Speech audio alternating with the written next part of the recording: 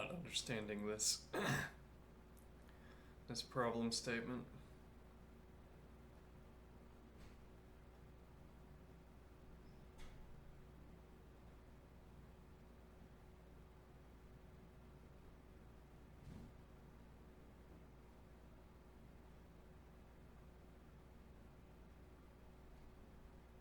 Maybe I am, but this is what a bizarre one.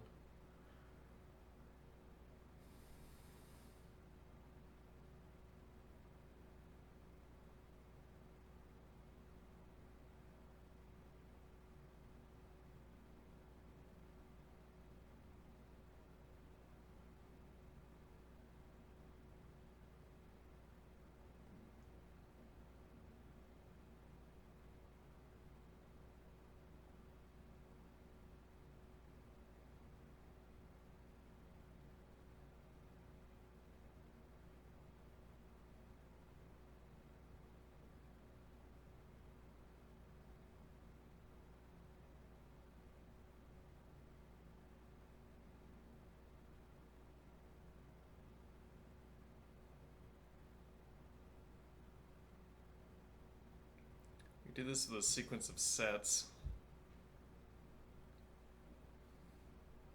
I see a horrible brute force way of doing this.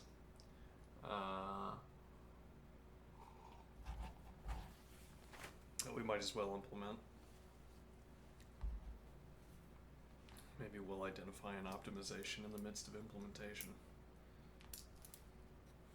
Okay.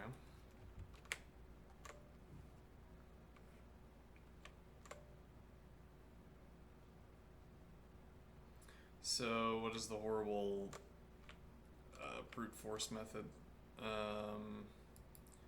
2, 0, and then I create a set of third elements.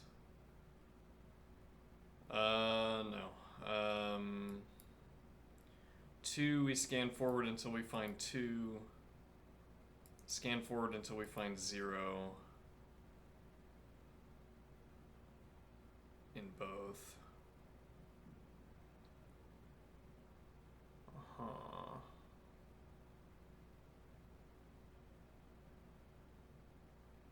So we're going to be recycling the second list over and over again.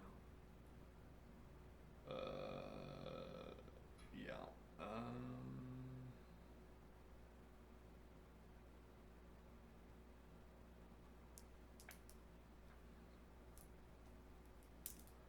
We could vectorize nums1.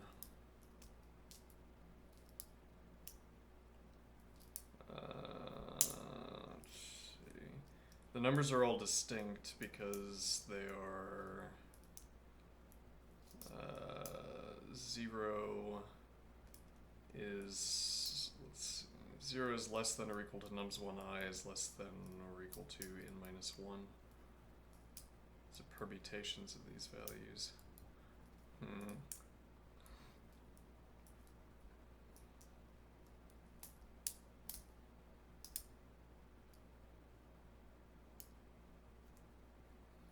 So we make the first nums a vector. Alright, why wouldn't we make both of them vectors?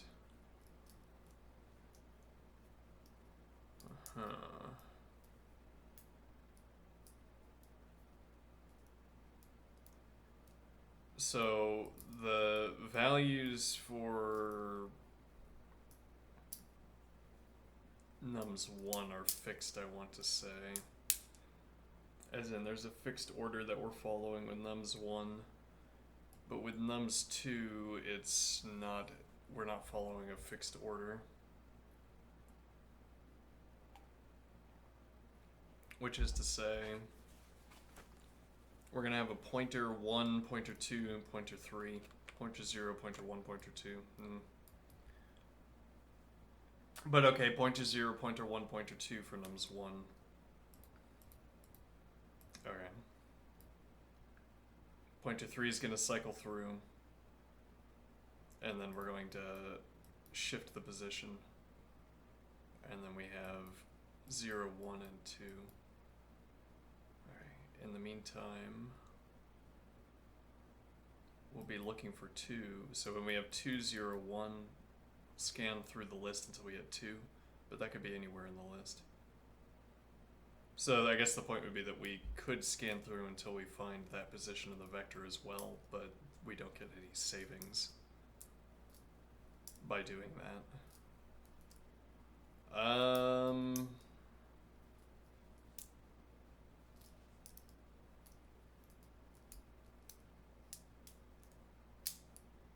So the idea is that we get the same constant time access with either vector or list because we have to scan through every element of the list either way, or every element of the collection either way.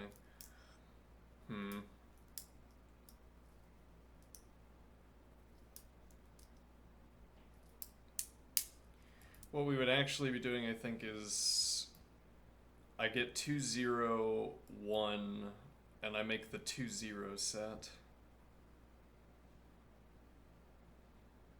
Well, first I'd get the 2 elements and then ask, can I get those in order? No. Then I take the 2 elements, 2, 1, can I get those in order? No. 2, 3, can I get those in order? Yes.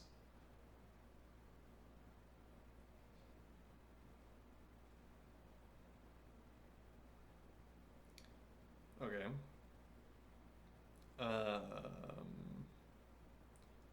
But not a good example. No, they rarely give good examples, which might be intentional. 0, 1. Okay, I look until I find 0, 1 in the nums2 list, and then I cycle through the remainder of the vector.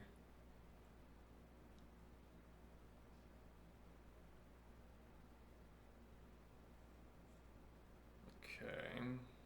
With my third pointer, I get 0, 1, 3, and if there were additional elements. Alright, so let's look at permutations. Not leak, what? Rather, Racket. Permutations. Yeah, that'd be under Pearson. Should have just done, yeah, whatever.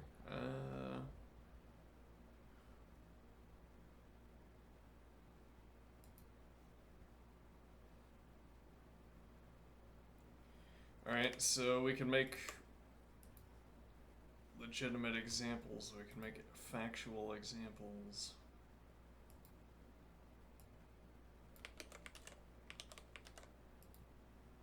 By doing define a 1, 2, 3 list.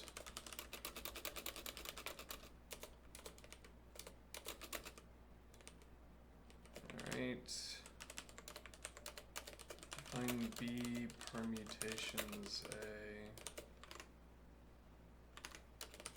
Define C.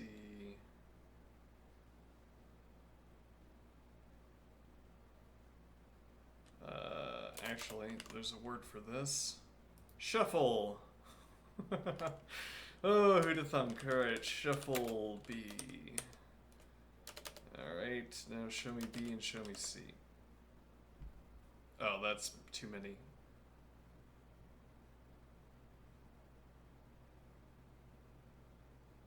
As it turns out.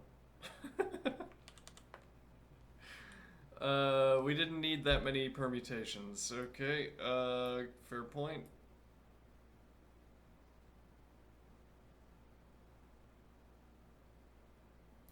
Nor, indeed, did we need shuffle. Because permutations B is going to return all these permutations anyway. The only problem with this is that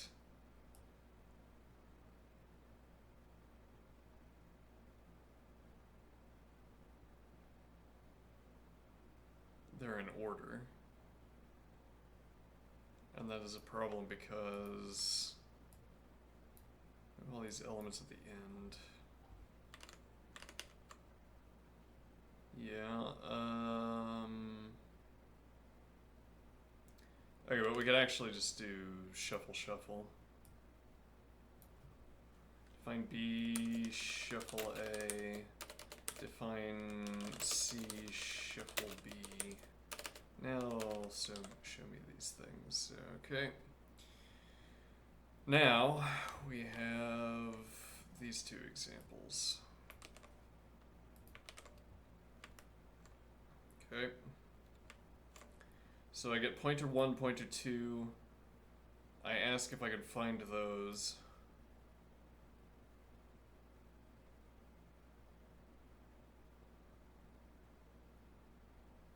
Okay, and then I cycle through forming a set. Yes, well, this isn't what you'd want your first example to look like. You'd want both 2s and 1s to be at the front, and then you'd form a set, and then you'd cycle through asking set element.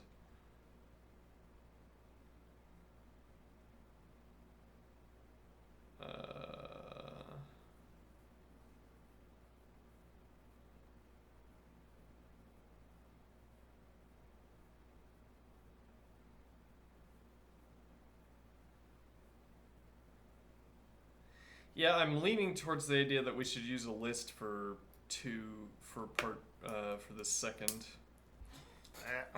I'm leaning towards the idea that we should use a list for nums2. I don't have a strong argument for that, but it has to do again with this idea that we don't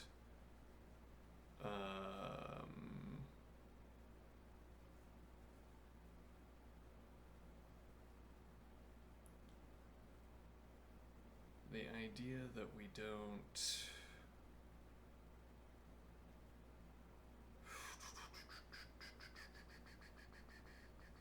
we have to cycle through the entire list anyway, right?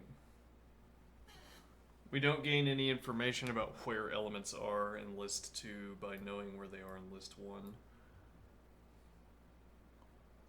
So to say, I'd have to run vector ref repeatedly until I got to these. So I might as well be performing CDR.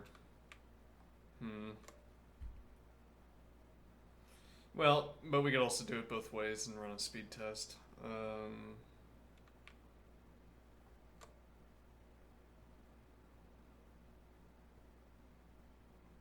Okay, so now what are we going to do? Implement, I suppose. I think that's already a complete outline.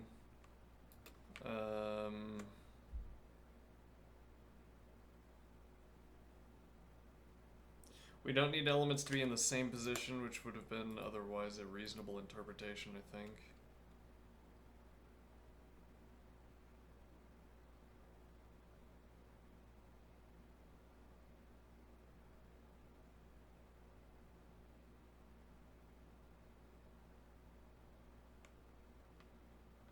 Okay.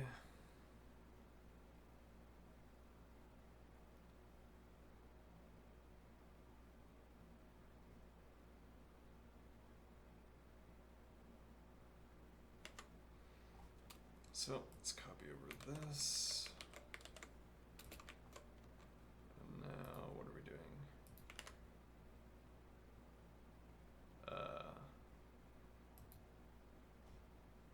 Why do I have...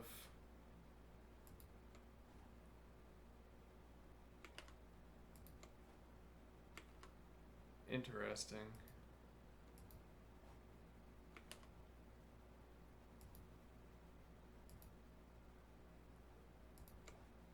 Why though?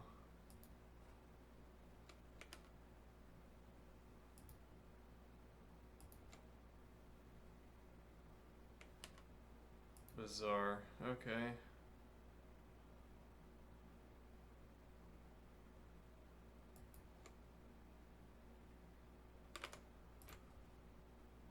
Let's see.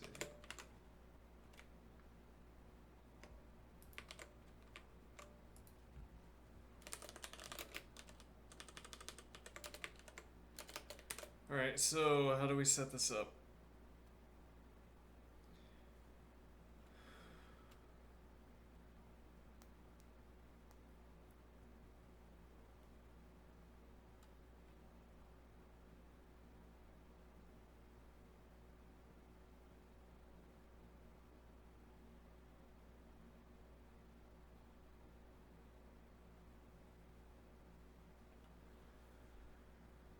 Okay, so we need a vector. Let's just assume we already have the vector.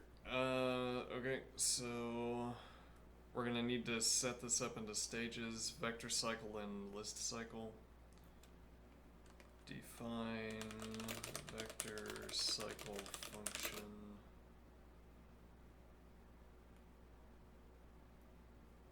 Well, it'll be list cycle 1 and list cycle 2. Alright, list cycle 1 function.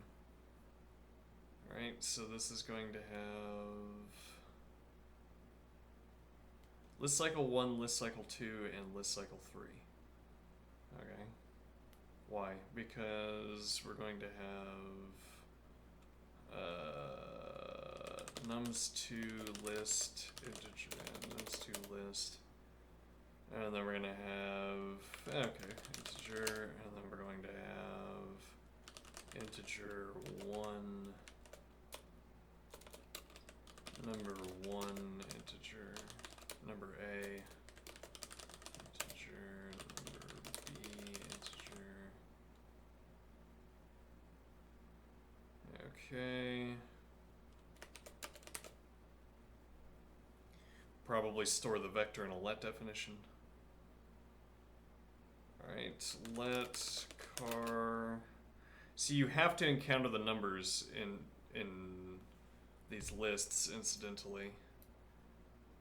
Because every number is in the list, and we're starting at the beginning of the list every time. So car nums2 list integer, car nums2 list integer. Alright, cond. Yeah, I kind of like not putting the. I'll try that. Cond equals car nums2 list integer. Number A integer.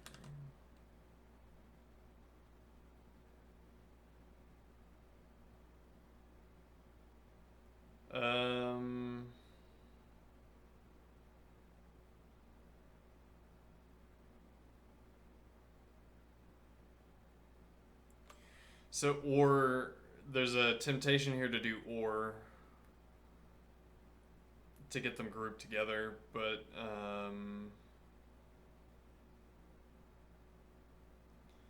or gets macroed out into a sequence of if expressions so that you don't really save anything. So number A integer, then we go to list cycle 2 function with cdr nums2 list integer, number B integer. Okay, equals car nums2 list integer, number B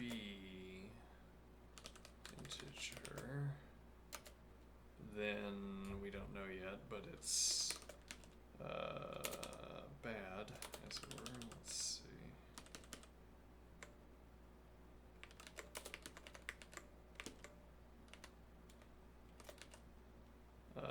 Back to vector cycle function. Say bad, well, whatever. Else list cycle function cdr nums2 list integer.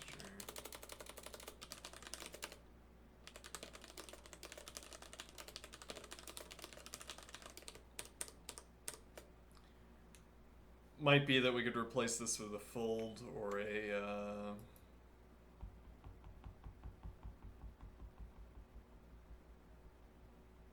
wouldn't be fold. No, but we could replace this with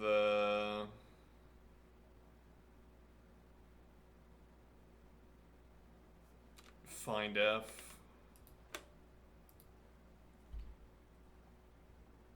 Yeah, I'd rather get the procedure up and running before we make that kind of decision.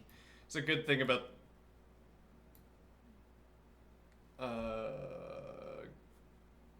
yeah, like we'll be able to change this into a primitive formulation after we get it up and running. It won't be so different from what we've currently implemented, I am thinking. Alright, so now we're gonna have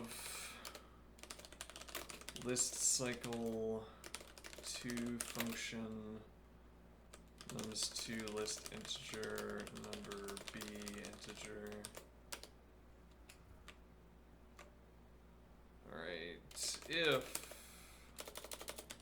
let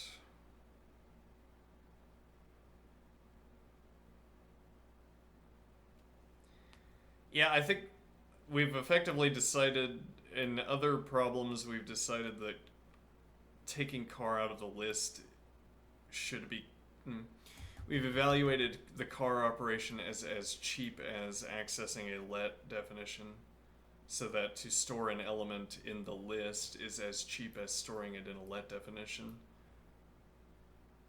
So then we wouldn't use... I mean, we would arguably not use this anyway because it's only two uses of... we would arguably not have this let definition anyway because it's only two uses of this car. But again, this is the kind of question we'd want to ask in a assembler. Let's see.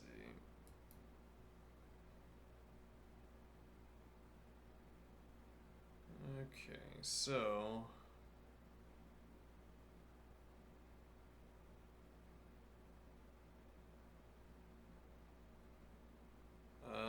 okay, so now we also similarly wouldn't want a let definition here. If equals car nums2 list integer number b integer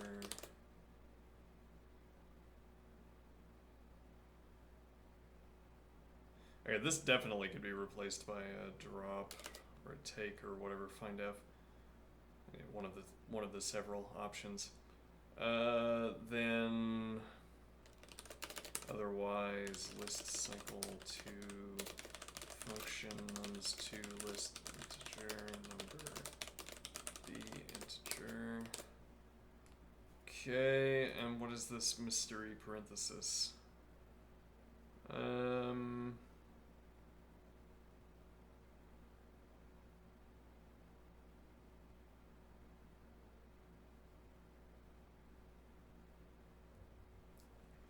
So I'm wondering if there's an optimization here that is highlighted by this unfortunate initial placement.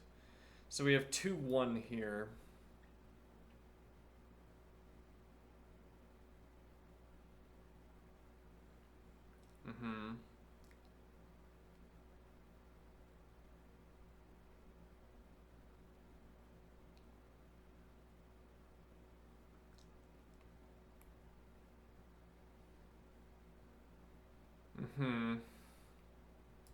And we could have a set of elements that we've already passed in the vector.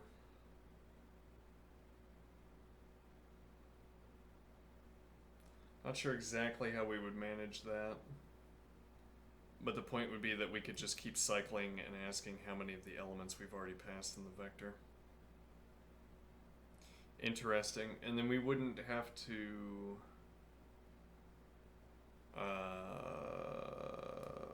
we wouldn't have to... Well, the initial idea was to scan the remainder of the vector for the third elements and put them in a set, and then scan every element after. So 2, 1, then 2, 1, scan every element after and ask whether it's an element of that set. But the point here is that we could do this negatively and say instead, well, yeah, and here 2, 1, so here we'd want something like 10 and I guess we'll put 10 over here just to give ourselves one example. So now 10 would be certainly in our previous elements vector.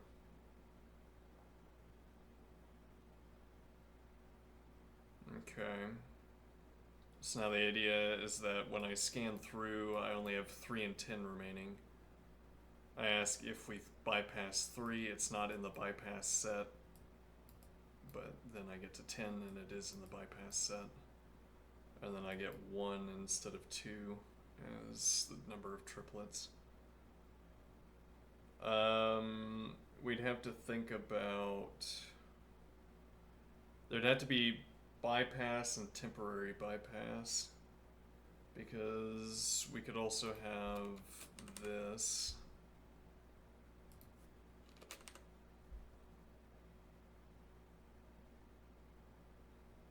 E.g. and now 2, 11. Well, so we'd be on 2, 1, and there would be some range of numbers. So for instance, later we'd be on 2, 8, and then all of these numbers would be between.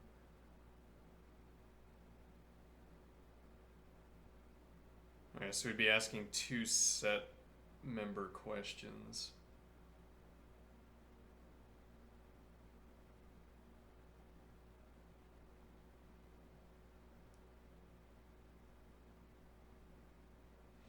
Yeah, or we keep 2 sets. We keep the prior to pointer 0 and yeah, we keep the prior to pointer 0 set and we keep the in-between set. Or rather, we keep the prior to pointer 0 set and we keep a merged set, which contains both prior to pointer 0 and then the point is that, well, so eventually we're going to get to 2, 7, 9, and then we'll have all of this between. Then on the next step it'll be 11, 1, 5.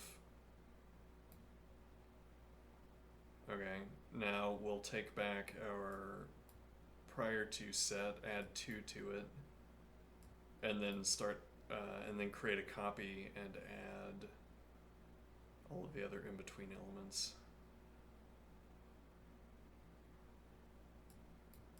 Okay, interesting. Let's materialize, let's exemplify. Exemplify, oh no. Let's exemplify this way of doing things. Yeah, I'd like to be able to do that. Let's see.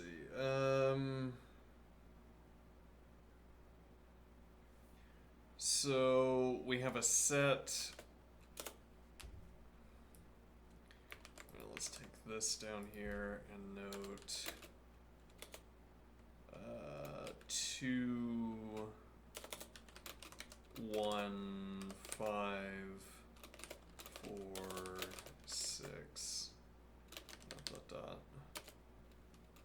Okay. And now we're going to have 10.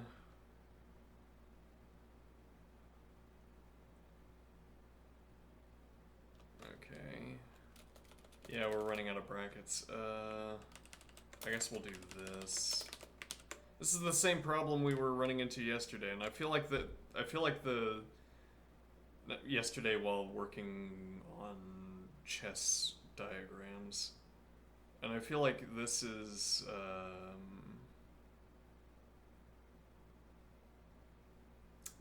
a similar observation where now I feel like we had a really deep observation about diagrams yesterday while working on the World Chess Championship analysis.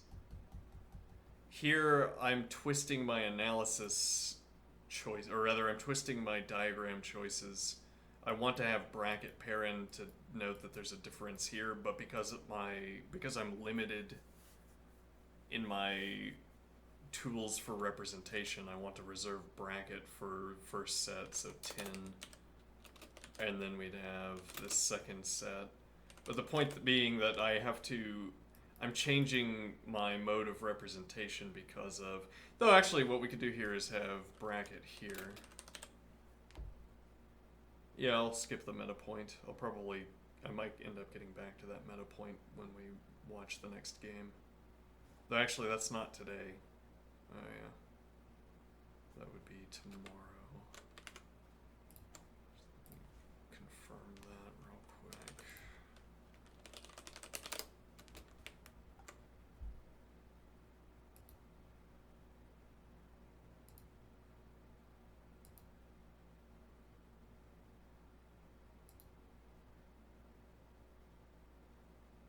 Yeah.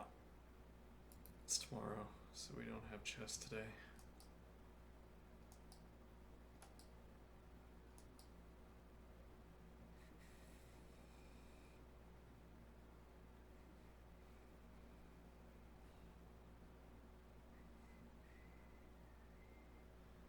There's another tournament starting in 6 hours, but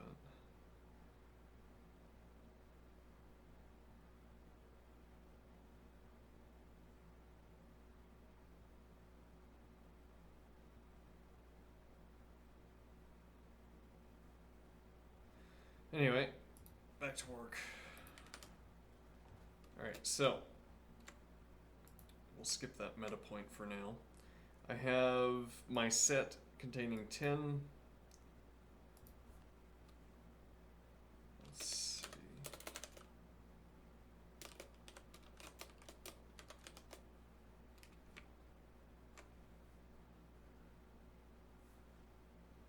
And then I have the set containing 10 and 11. And why do I care about this? So every other number besides 2. So once we get up to the point where in our list we've identified 2, 1.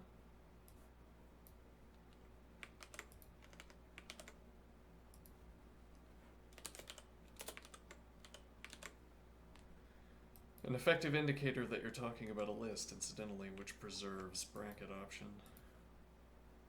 Okay.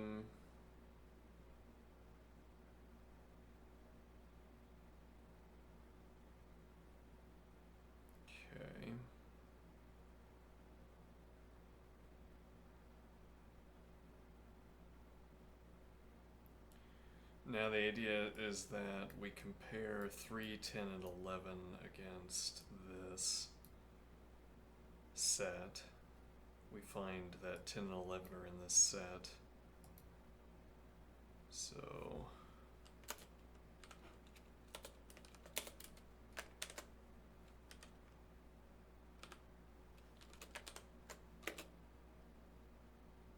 not Unicode. Yeah, or not monospace. Do we have alternative element signs?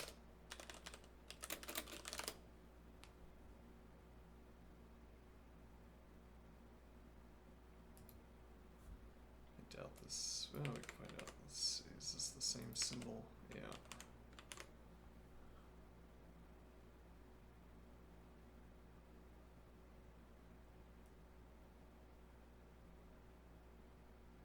Lowercase Greek letter epsilon.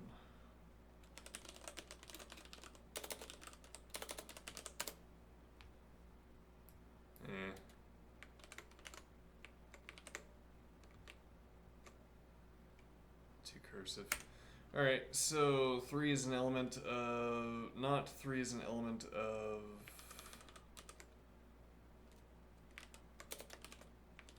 the set 10, 11...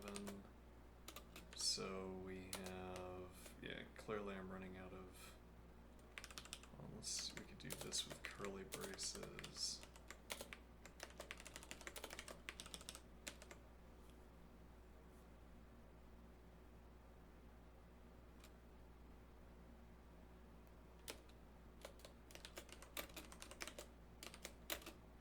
Okay.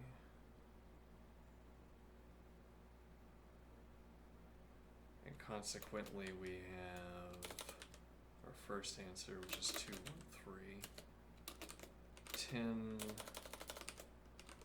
is an element of the set containing 10, 11. So not 2, 1, 10. 11 is an element of the set containing elements 10 and 11. So not 2, 1, 11. E.g. Now what we really want to display, or what we need to display in addition to this,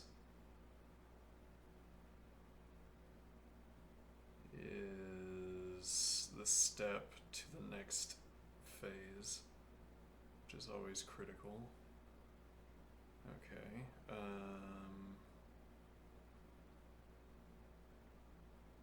So now we have 2, 5.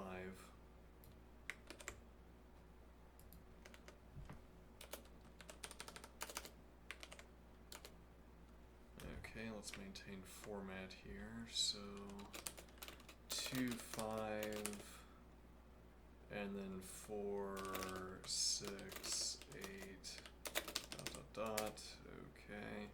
Doesn't really matter whether this was the perfect mode of representation, just want to remain consistent. Now, this is still 10, so we'll need to represent another shift, which is where we'll put a dot, dot, dot in, and then it'll be 11, 1, 5, and we'll have the set that contains 10 and 2. Alright, so we have the set containing 10,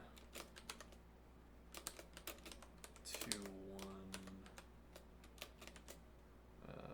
Now we'll have 10, 11, and 1. Okay. And then,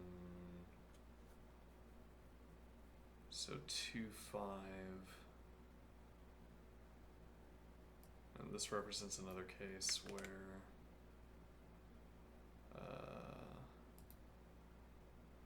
a different kind of case here where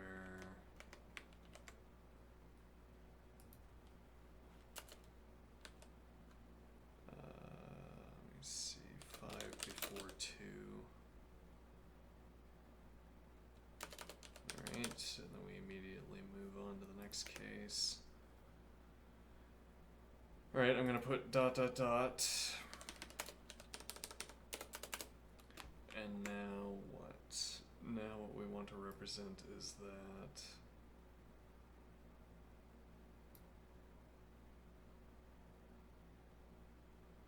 no, we already represented it, right? By having, no. Well, why not? Oh, because we went to 2, 5, right? So 2, 11, 2, 1, 2, 5.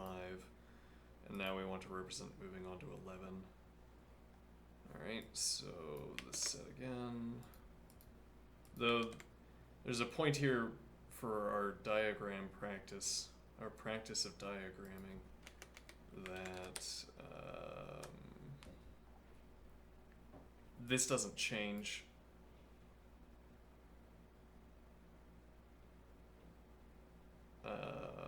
We could change it by deleting these starting elements.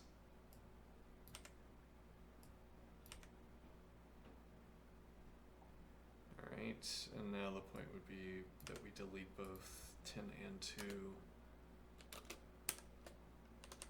11, 1, 5, 4, 6, dot, dot, dot.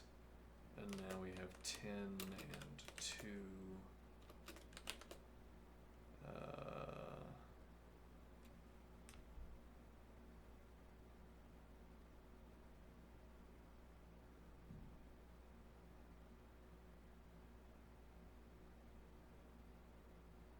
Hold on, this was bad, right?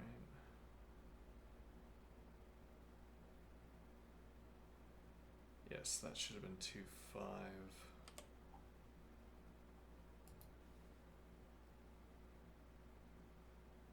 Now this is 11, 1. And this doesn't have any additional elements yet.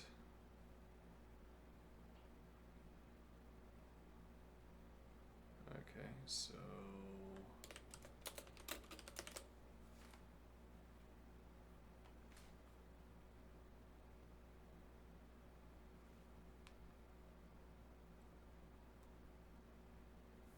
alright. Now 11, 1. Oof. 11 is after 1.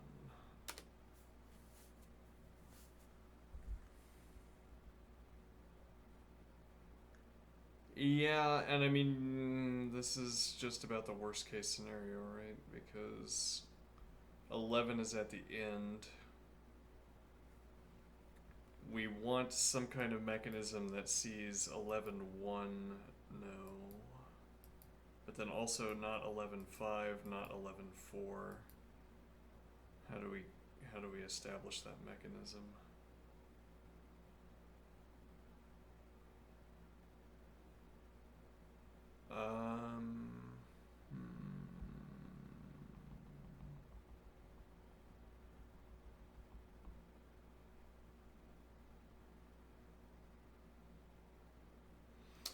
Interesting. Okay, so we could use another set.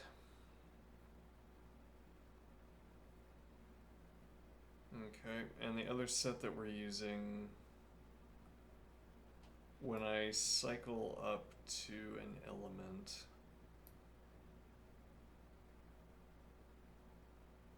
okay. Oh, anybody in chat? No. Okay, I cycle up to an element.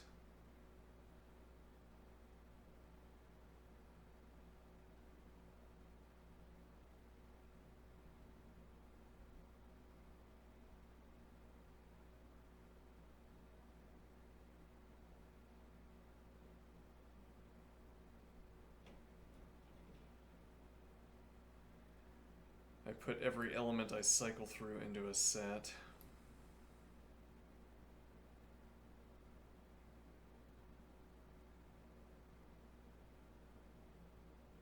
Okay. And now those are all the elements that are before 11.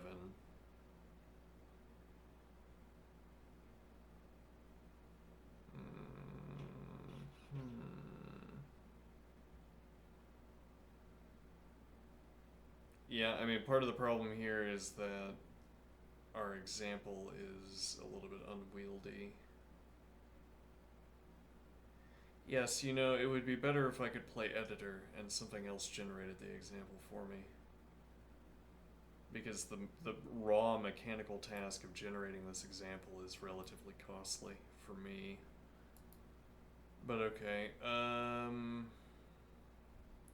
so we put every element that we cycled through up to 11 into a set. I mean, I don't really want to pay the cost of asking whether this is the end of the list, which would be a way of solving this particular problem.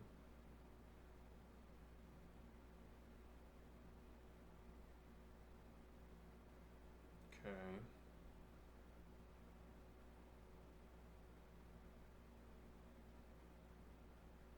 Actually, this reminds me. This again reminds me of what I was talking about with chess, which yesterday's chess observation. Maybe I'll pull up an analysis board and I'll make this point. Yes, the copyrighted thing. The copyrighted. Let's see. That's not where you find that.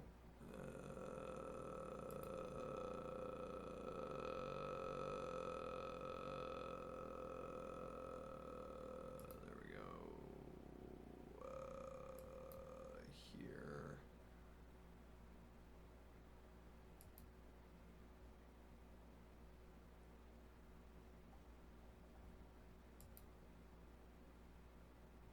Oh no.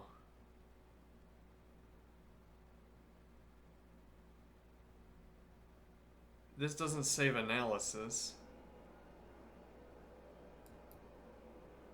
Really?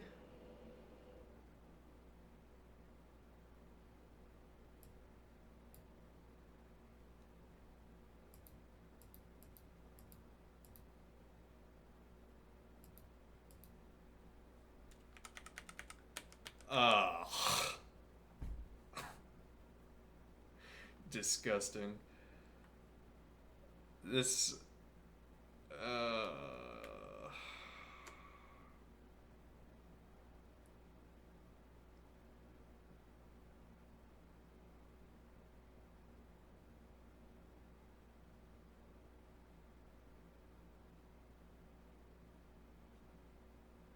Alright, well, that's, I don't know, that's like 30 hours of analysis down the drain, I guess. Neat. This doesn't save analysis. When you put a game into the library, it doesn't save the analysis that you've performed on the game. That's really dull. Really, really dull on the part of chess.com. Unless I'm missing a button to press or something. Also, like, we don't have... this is horrible interface.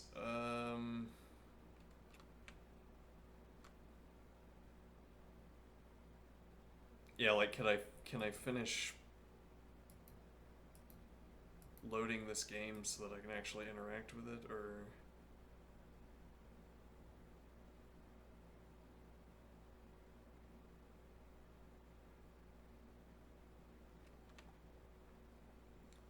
This has incidentally completely disrupted the thought that I was going to express.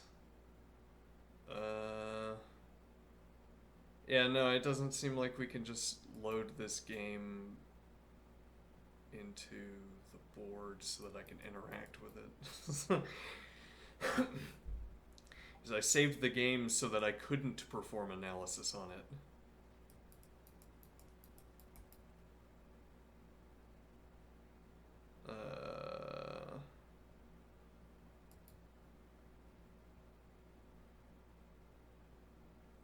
I saved the game to delete all of my analysis and so that it would become impossible to perform analysis. Thanks, chess.com. I don't guess this saved my analysis. Probably. No. Ah, that's a gut punch.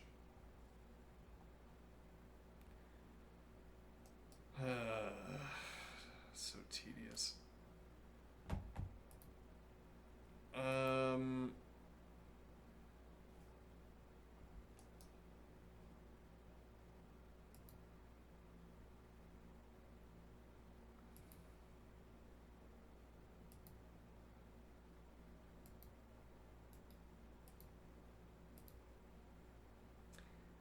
Yeah, like there should be an additional button to press. Though actually, there's a point here that I've turned off so many buttons.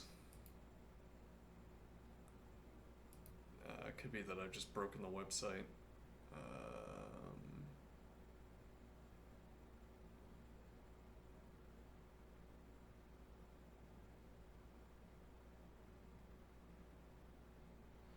Nor do I know how to check what I've blocked. Alright, well, hold on. So I'll just pull up a blank analysis board and then process the fact that I've lost 30 hours of analysis at a different point in time.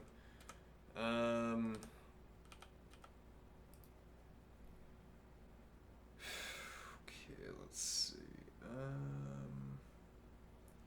So what is my point here? Alright, so we've been running up against this problem that you have a limited number of colors. You have to make some decisions about how you're going to deploy them. And one of our solutions to that was this, which is useful for a kind of quick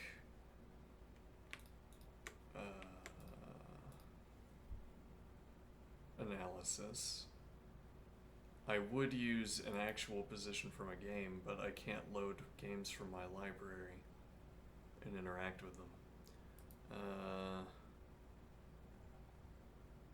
Yeah, no, that's not useful. Let's see. So, what's the point, though?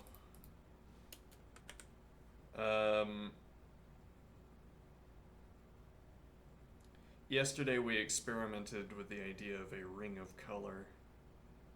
A color ring, if you will. Okay, and the way a color ring works is that... Yeah, again, it would be helpful if we had... Well, actually, so we could pull up... even though we can't interact with these games... Whoops. Confusingly. Hold on.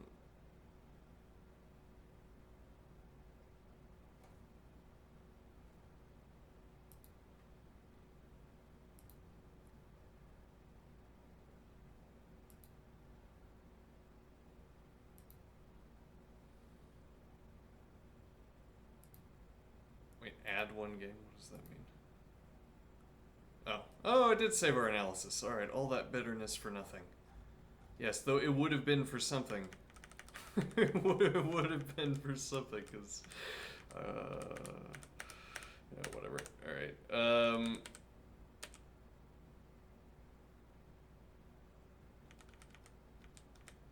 Alright, so we were contemplating this line, which would have been... I mean, I feel like White's play here was quite something regardless of which direction we'd gone. But okay, so we ran into this question. Okay. Let's see if I can recall it. I was saying blue. Okay.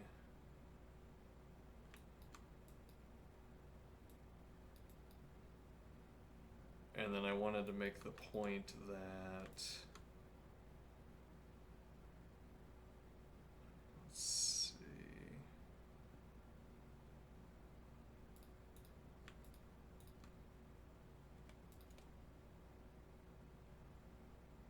Or it might have been this was green, and then this would be yellow.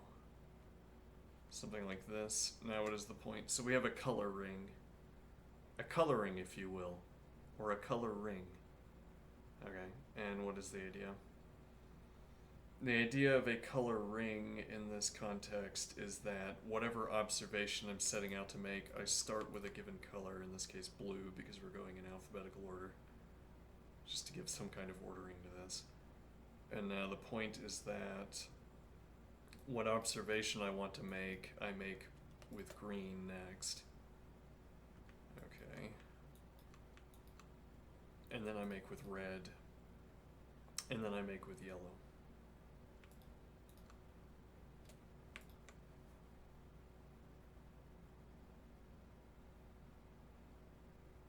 Okay.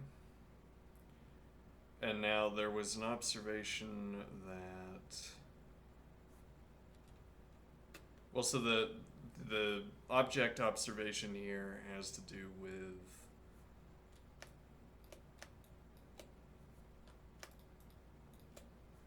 The object observation here has to do with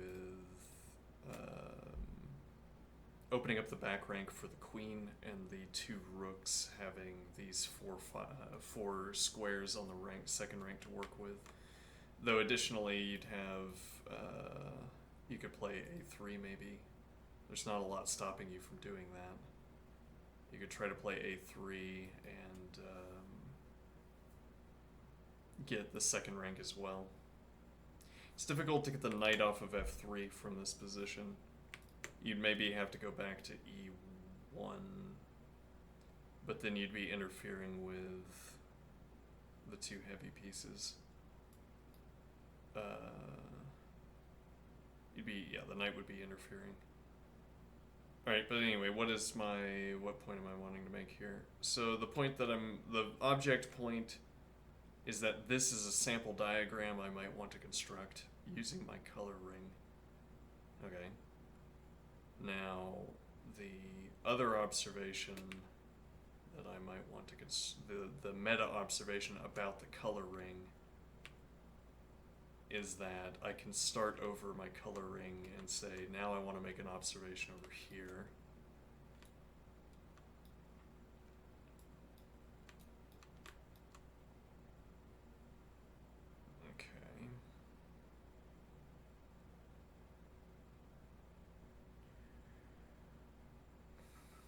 I'm not sure what observation I want to make. Conveniently, I could do this and say that the pin is a distinct observation from the pressure against the knight, for instance. And then we wrap back around and the knight is yellow. Why is the knight yellow? If anything, I'd say the knight is yellow because of this. Though now our colors are getting mixed, we have contiguous. Like, it's not so easy to separate. If I zoom in, we could say that this is an observation on its own, would be the point, though. And then the completion of the color. Well, yeah, we'd rather have a fixed window like this. Okay. And now the observation is that my whole color ring is represented here.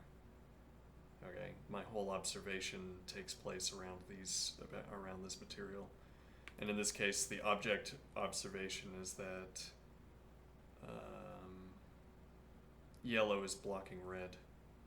The knight on f3 is blocking the pawn on f2, which was the escape mechanism for the bishop, the escape routing for the bishop. Though at the same time, and actually this is the meta example that I want to, this is a good meta example. So the yellow arrow we decided is reserved for movement. Okay. Which is not a constraint that any other color has. If I have green and I want to talk about its scope or possibility, I have the green arrow color. And if I want to talk about the scope or possibility of blue, I have the blue arrow color, red as well.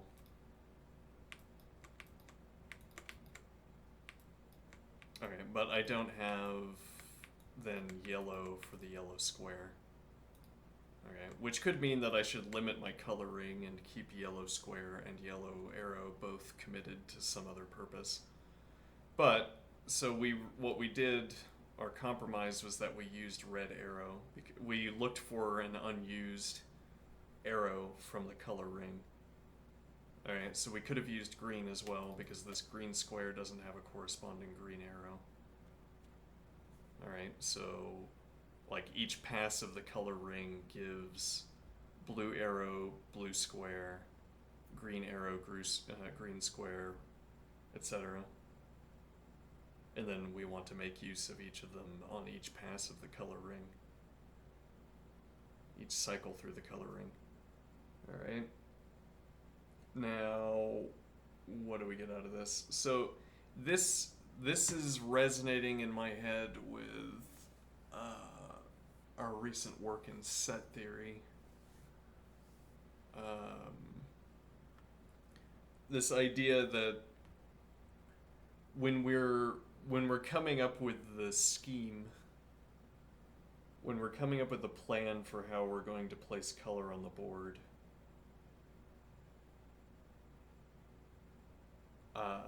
we have a nice wrapped story for our decisions.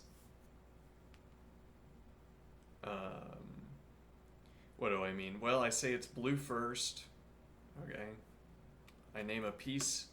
Obviously, I want to be talking about a piece. Though that's not always the case. I might otherwise want to talk about something other than a piece. And like here, this red is not committed to a piece. It's committed to critical squares where these rooks could activate themselves.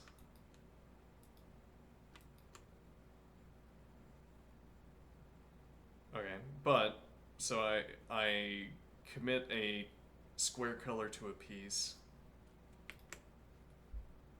Okay, and then I commit the same colored arrows to the same color square. Alright, and now that plan works fine until we find out that there's a conflict. A conflict in how I've committed my colors. And then I say, but there's a workaround.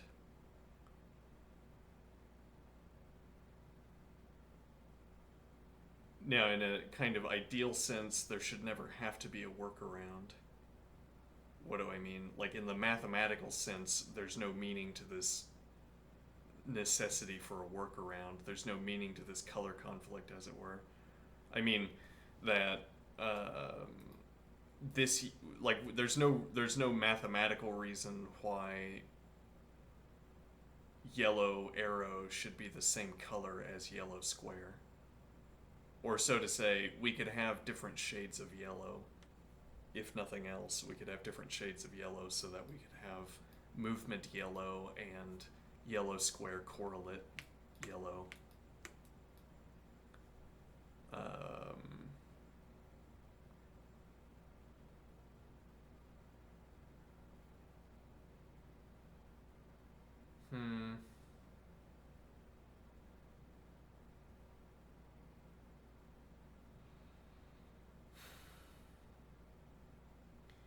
But because we're working with this formal system, and because we don't want to update our formal system every time we run into a difficulty, we make compromises or we make definitional adjustments. So I say now, to continue my story about how I utilize the coloring, if there's an arrow that is unused, if there's an arrow color that's unused in a ring, then I can use that one instead. Okay, which thinks about my color square and color arrow options palette as like a data structure. It's like I'm filling in a vector. Okay, and because I didn't use one of the arrows, there's an empty spot in the vector, in the array. So now I'm going to commit that empty spot towards a different purpose. Interesting.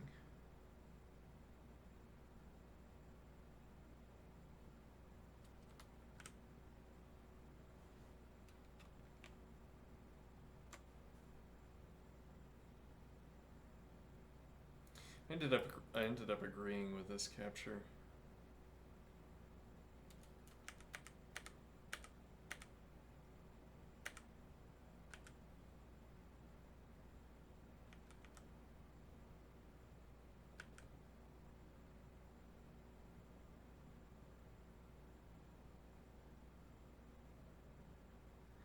Yeah, this bishop is in a bit of a pickle here. Oh, so actually, one more point about the coloring that we considered. That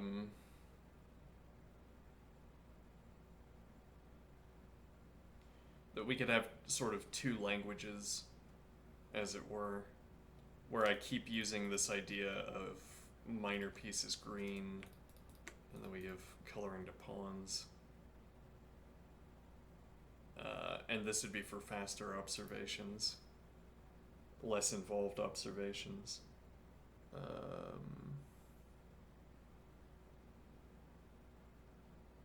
Like if I'm making tactical observations.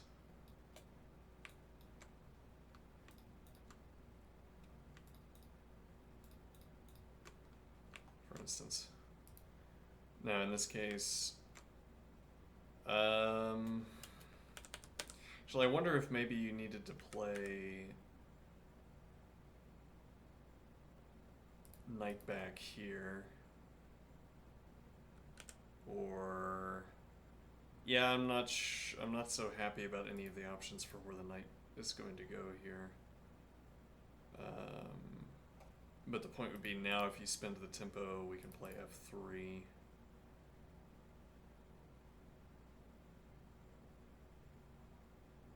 Yeah, this knight is not happy about this decision, but the point now is if you kick back, we have f2. Whereas if the knight is here,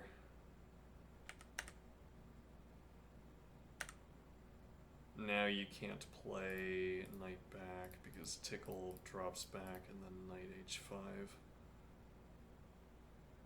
I mean, you could say this isn't bad, like f3 allowing the escape, and now if takes takes. It's a bizarre pawn structure, but I like it. Knight f1, looking at e3, looking at h2 to g4. Potentially. And then heavy pieces. But so long as you have the pin, you could play...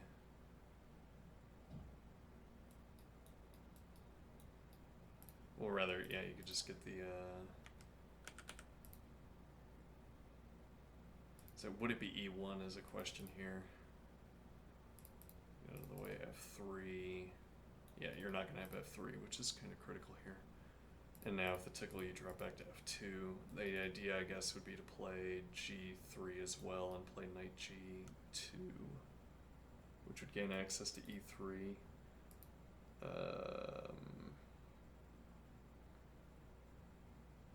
Actually, you could also play maybe g4.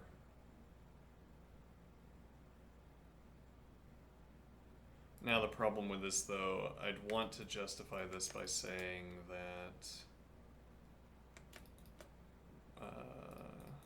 we've opened up the second rank for heavy pieces, but all such squares are going to, two of these squares are going to be occupied by minor pieces.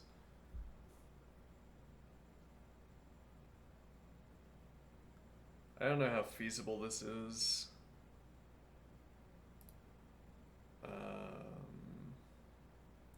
If you do this immediately.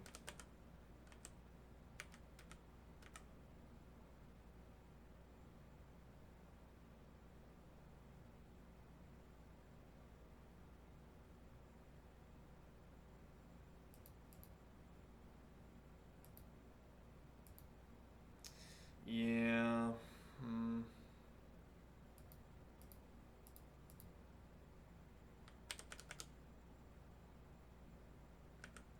You'd need the pawn recapture, but there's not a good follow-up to this. Well, no, this advance isn't currently supported.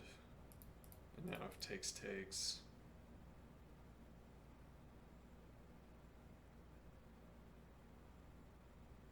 This remains an annoyance. Actually, this is on pre, so no, this doesn't work. Yeah, It's not any better if knight d2. Anyway, we're getting distracted. I just came over here to make some meta point, and then I got sucked in. Alright, now back to the puzzle. Alright.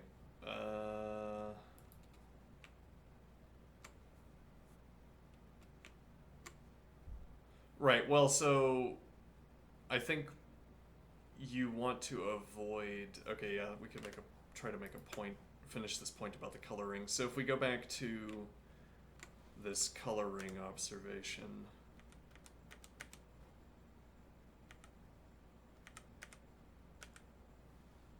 okay, and the coloring observation was that I start with blue. Alright, now I have green. Then presumably I'd want to say, well, if I've highlighted this as green, then I want to talk about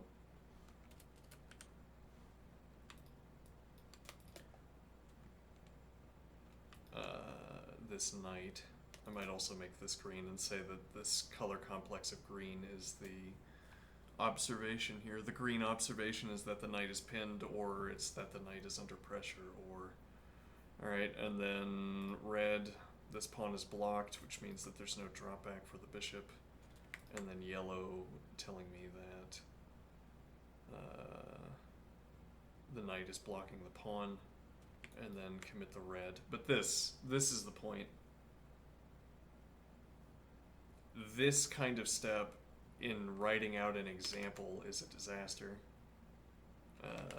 You say, well, I have this other color lying around, red, from this red square that doesn't use an arrow, so I'll just put that in there.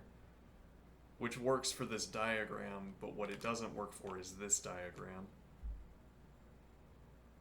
But what is the correlate in this diagram?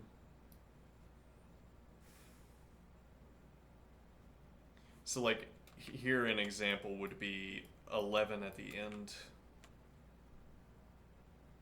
Okay, so we get to the point where we have 11-1. Okay, so we have 11-1 in list 2, or rather in list 1, but 11 is at the end of the list over here. Now, so what I could do that works in this case is I cycle through the list until I get to 11. Okay, and then I ask, well, is this the end of the list? And I guess the point is that, so yeah, I would be asking then every time, so I cycle through and I get to 2 and I ask, is this the end of the list? No. Alright, is this the end of the list? No. This. On the respective cases where I'm looking for 8 and I get to 8 and then I ask, is this the end of the list? No. In this one case where I'm looking for 11, if I ask if this is the end of the list, then I get to skip some cases. I get to skip some loops.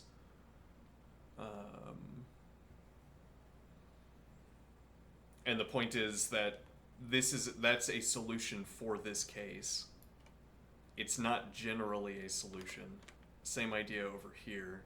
In this case, I can recycle this color, but there could be another case over here where we have, I don't know what would lead us to make this observation, but alright, then we have this. Alright, now I've committed my yellow arrow to the yellow square. Alright, and now I care about the fact that the rook watches the pawn. Okay, and then I've committed the red arrow to the red square. Okay, so that could be some kind of observation. Okay, but now we're at a loss. If I want to say that the bishop is moving to this square, I have to use the yellow arrow, but hidden under here, I've already committed the yellow arrow. Well, actually, this could be well, this is ambiguous. This could be representing movement, or it could be representing the possibility of movement. Whereas if this had been green instead, this would not represent movement. It would represent only the possibility of movement.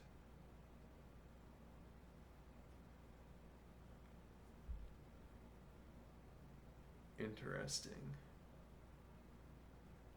So, but the real point is that it's not always going to be the case that we have a spare color lying around. It happens to be the case here that we have a spare color lying around, and I say, okay, for this one case, we'll take this exception and I'll borrow this color from red. Okay, not always going to be an option. I might prefer to have a system within which this kind of option is not forced upon me. Well, and then it's as simple as removing yellow from the color ring. Though then we would need to come up with an alternative usage of yellow.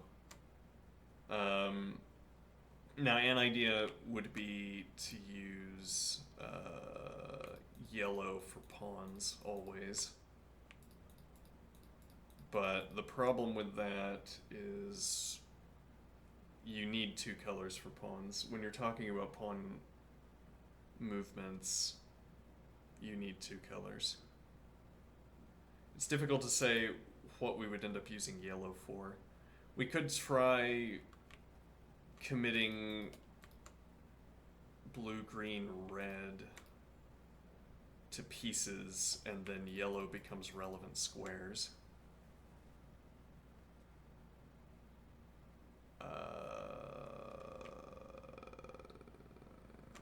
Unclear. Anyway. Now, so it's not good enough to say, well, 11's at the end of the list. But what is good enough is to say that I put all of the elements into a set leading up to 11.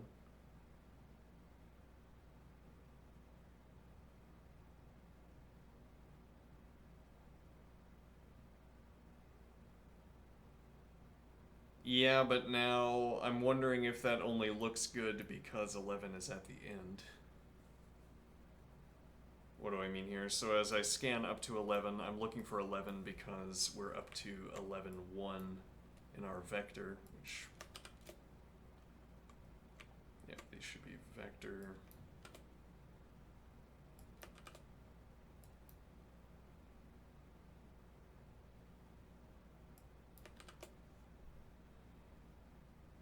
So we're up to 11.1 with our vector. Okay, and now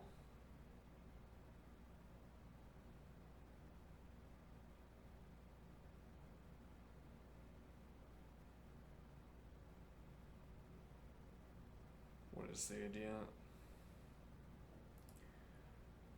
So I put all of these elements in a set as I scan up to 11. Okay.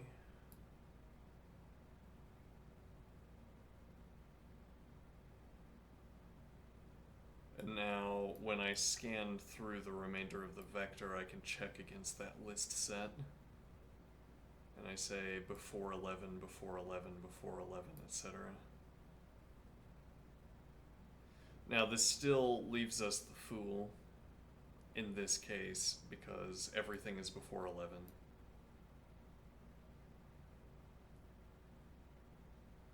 I'd rather not be left a fool. I'd rather not be asking questions that I could otherwise completely resolve by another means.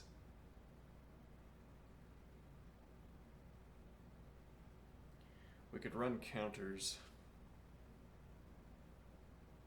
And use the counter to decide which function we're going into. The problem with that is that we're already collecting the set. Or we would already have to be collecting the set. What do I mean? So we're running a counter that increments, but we would need to be putting these elements into a set already. We run a counter that increments and we say there are, well, we wouldn't say there are no elements after 11, and it's kind of irrelevant to have this case where 11 is at the end. But okay, we say that 11, like we say that the majority of elements are before 11, so now we're going to use this set to scrutinize these elements. The alternative case is that I feel like we might be fumbling the procedure at this point. We might need to restart the example. Okay. So if we didn't get 11-1 in this case. Right, so in a slightly different example, here's where I'd want another bracket that I would call the slightly different example bracket. In a slightly different example, we'd have 11-1. Okay, and then we would satisfy the requirement that we find 11 and 1 in order. Okay, and then the question would be how many of the elements that are after 11-1 are after 11-1 in list 1, or in the vector rather. Okay, and the question is, how would we want to handle that, and how are we currently handling that? The twin questions, how would we want to handle that in this case, and how are we currently handling that in this case? Now, naively, we find 11-1 in the list, and then I make a set containing 5, 4, 6, 8, 3, 7, 9, and then I ask how many of the elements after these two are in that set. Okay, but then this entire operation of filling the set is wasted because there are no elements after. And the same would feel true at any rate if we had a continuation where there was 1. Okay, then I would not want to. I would prefer to have generated the set here and then used that set to ask questions about these elements. Then I would have both a smaller set and, well, yeah, I'd have a smaller set for my comparisons. And since sets are, you get login access to sets, if I recall correctly. They say constant, but it's not constant. You'd prefer to have fewer elements, I think. And incidentally, that would be particularly true given how the logarithm function works. If you say you have login access, that's most critical in the first few elements, interestingly, because the logarithm curve is steepest closest to origin. Interestingly. So in this case, again, we hit 11-1, then we would prefer to make a set out of the remaining elements. But then we could easily think of an alternative case where 11-1 is deeper into the vector, but it's early in the list. Okay, and then we would be cycling through filling a set with all of these elements.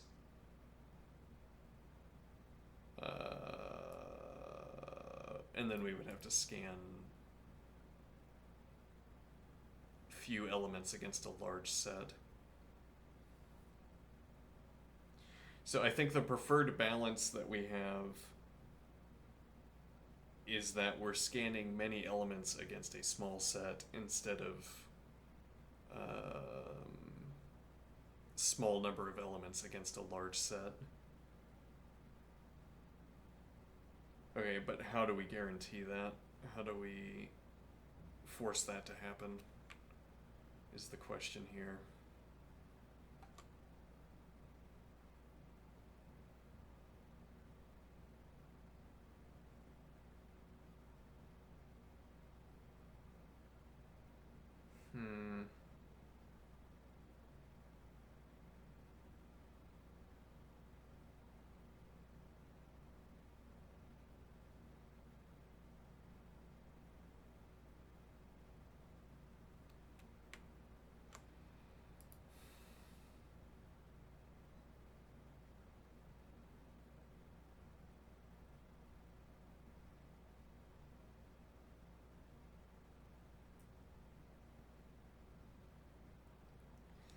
So the counter idea makes good sense.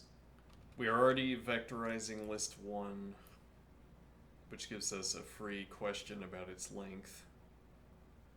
We get a bonus question about its length. So we can ask how long the vector is.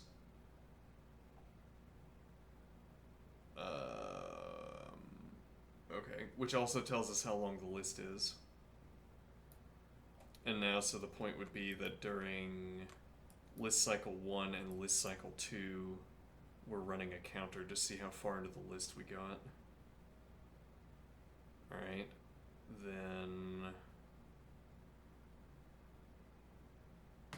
let's see, to see how far into the list we got, then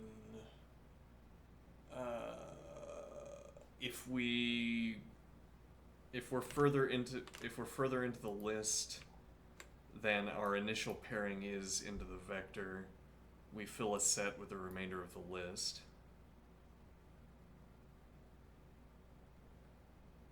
Otherwise, we fill a set with the remainder of the vector and compare the contents of the list against that set.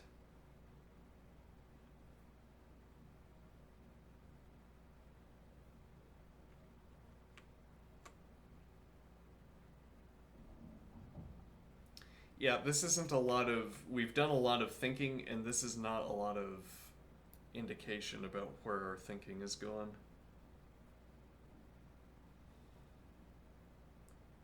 Yeah, I think I've talked myself into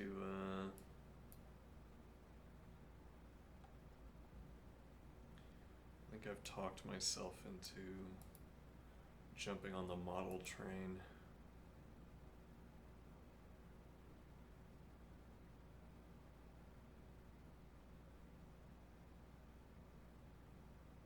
I'll have to make some arrangements.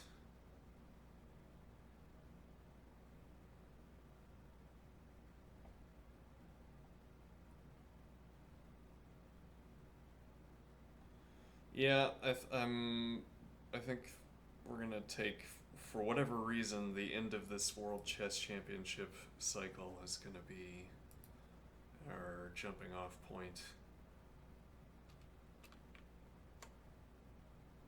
I'm gonna get a subscription to a model, join the American Mathematical Society, maybe. Etc. Alright, so what does that tell me? Do I preserve this procedure, for instance? Yeah, okay, counter integer.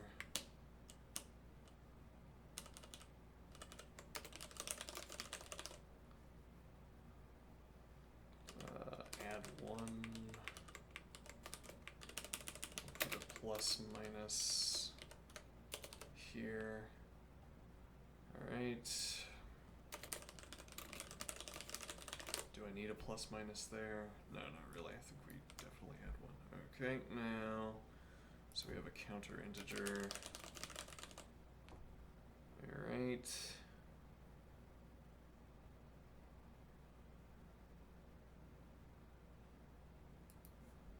And now,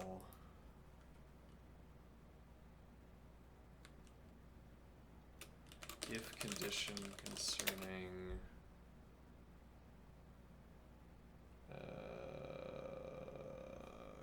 counter value relative to list length. Okay.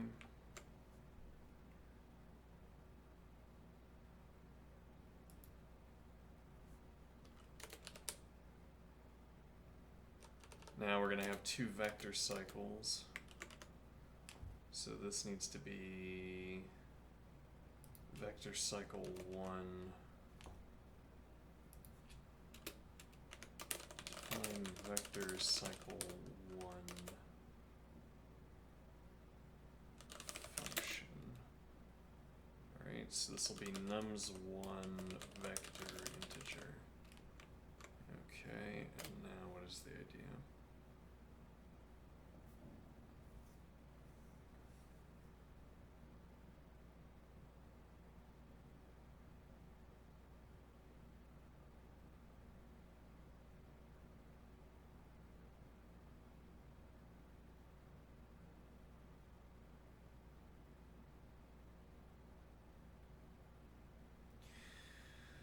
So we'd have saved vector values.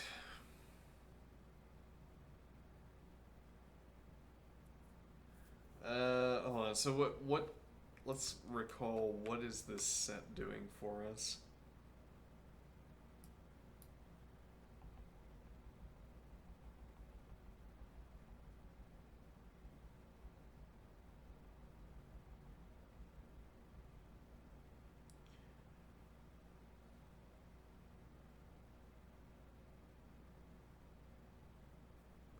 Something useful, yes, though what exactly is complicated? Let's see. So we have a permanent set that tells us elements that are before the current vector pair. So here the current vector pair is 2, 1.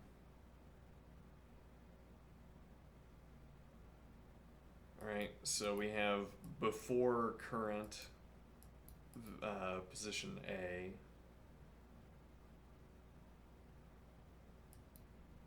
Before current pointer 0, and then we have between.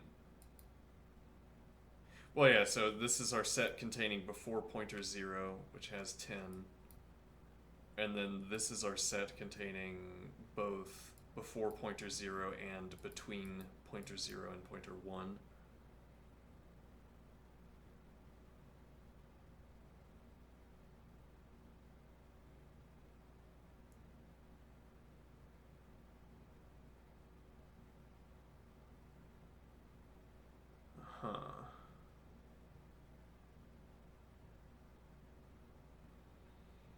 And in this case, what we're doing is we find 2, 1.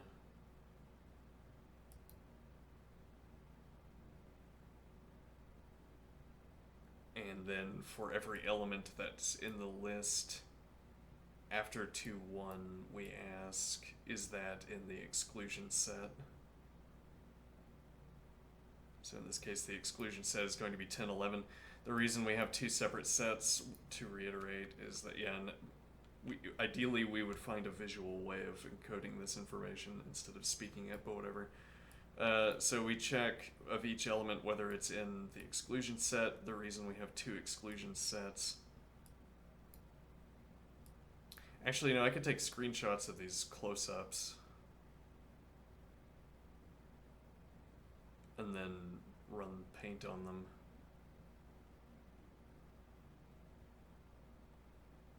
Yeah, it's like I'd want to solve the problem first and then fiddle around. I mean, maybe that is what we do.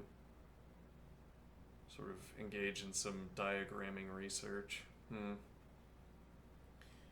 Well, okay, so we have the exclusion set, the total exclusion set. The reason we keep two such sets is that when we move on to 11.1, we want our baseline exclusion set to include 10.2, and we don't want it to include 11. Actually, it wouldn't be a problem if it included 11, but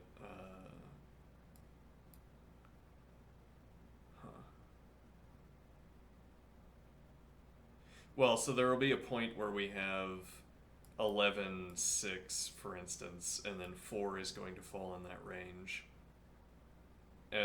Even better, we have 11, 3, okay, and then 8 is going to fall in that range. And then when we come back to 11, 5, we don't want 8 to be in the exclusion set.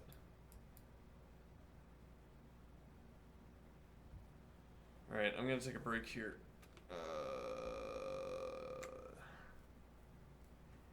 Yeah, I mean, as with many of the other LeetCode problems, this is turning more into analysis about how we analyze, but I think I get more value out of that than solving LeetCode problems.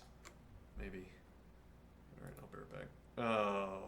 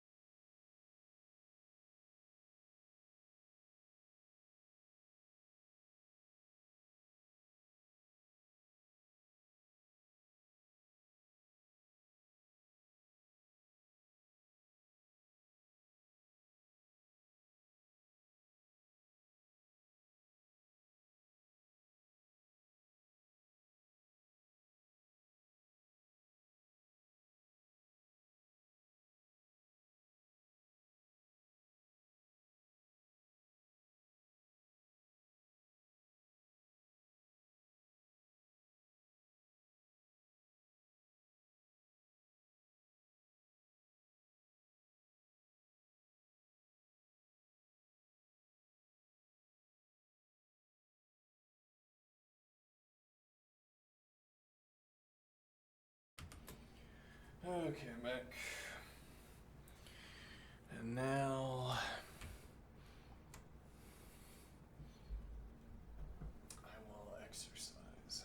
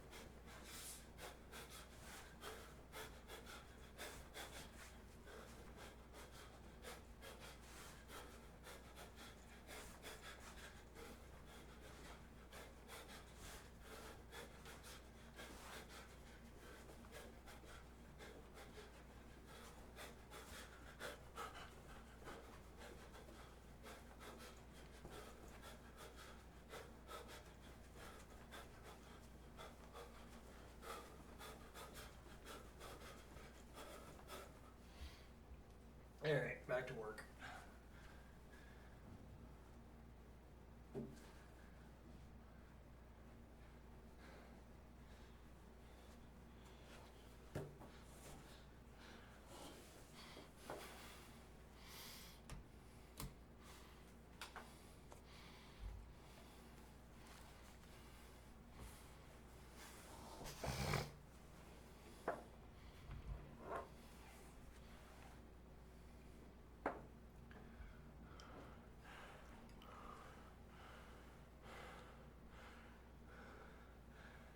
Okay.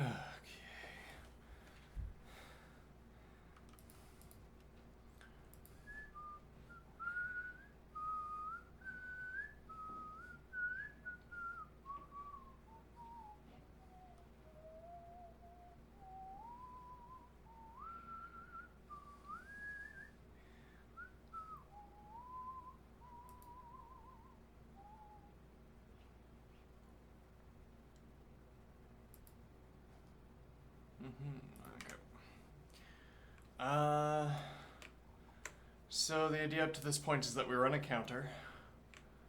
Okay. And now I ask about the right pointer of, say we're at 2, 5, which would be in a later example.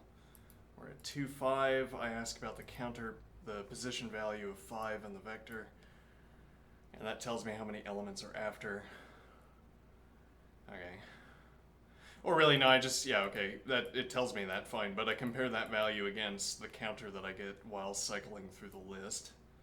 And whichever one is greater. Yeah, but...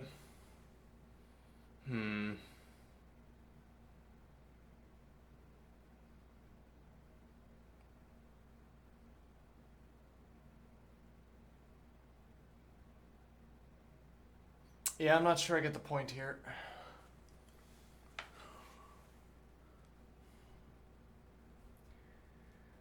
So we could work through the entire process once and see what happens.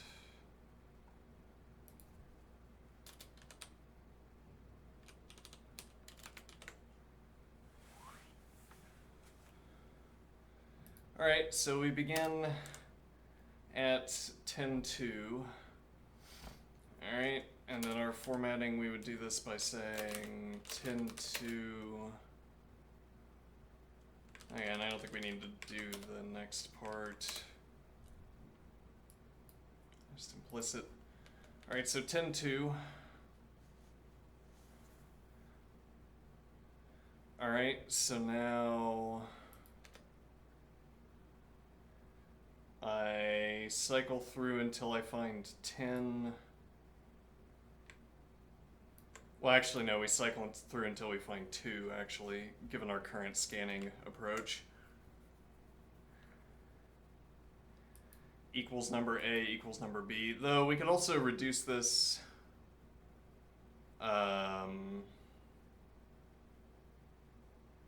It's not clear that this is going to be a better way of running this procedure, because we could drop up to the point where we get A, and then drop until we get B or get null. Might be faster than asking both of these questions on the first cycle. We'd have to perform some analysis. But okay, so one way or another we find out that, I guess currently I will just take the current approach then. So here, 2 before 10. All right, so now we're gonna have, yes, there doesn't seem to be any guardrail in place.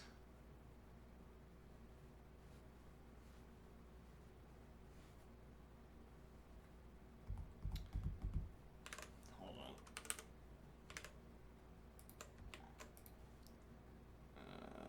There doesn't seem to be any guardrail in place.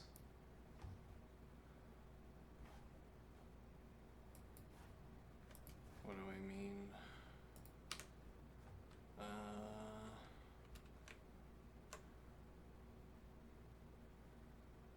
So 10 is at the end here. Huh. Yeah, that's interesting. So we have a counter going that says 10 is much greater than 1. Rather, the position of the value of 10 is much greater than the position for the value of 2.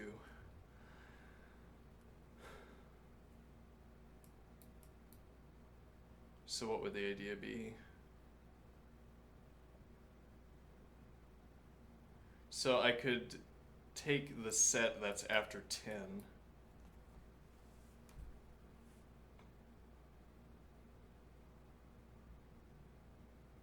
Okay. I take the set that's after 10. It turns out that it only has one element, which we might or might not, the process might or might not be aware of that fact. And then what is the idea?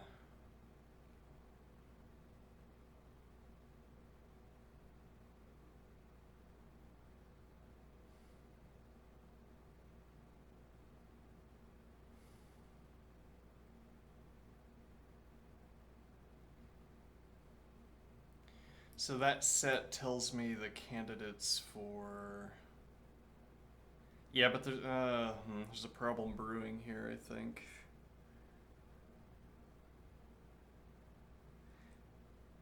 We want... why did we start out with such a horrible... Actually, that's by design. Yeah, let's remove 11 and 10 and see if we can get a better start. Where we can actually see what the process is doing before we have to commit to these kinds of decisions. So 2, 1. Okay, now, so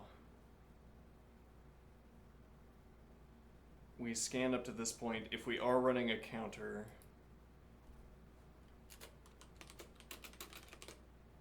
then we know that there are far more elements after 1 than there are after... far more elements after the 2, 1 in list 1 than the 2, 1 in list 2. Okay. So now I make a set.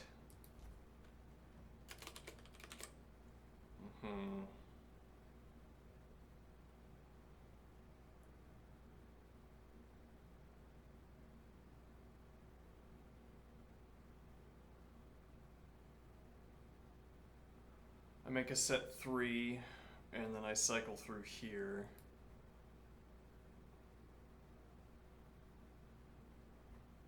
Okay.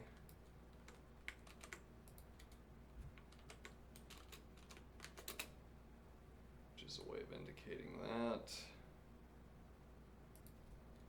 Maybe it would be like this.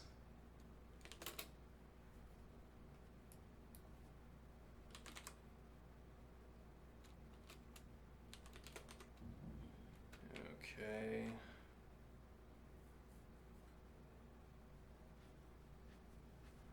Now what do I want? Now...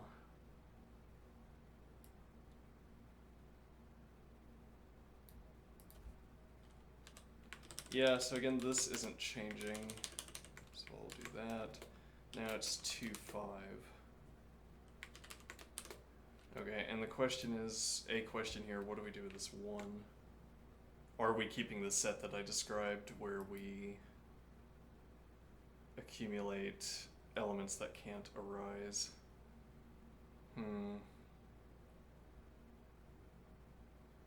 Okay, so we have 2, 5. Bad example because 5 before 2.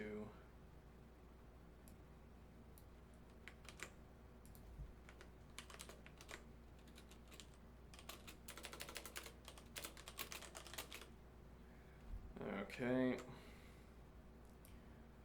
Then we have...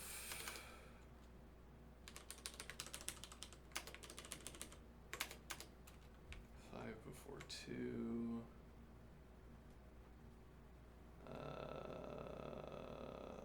Okay, so now we're gonna have 2, 4. Okay. 4 before 2. Okay. Then we're gonna have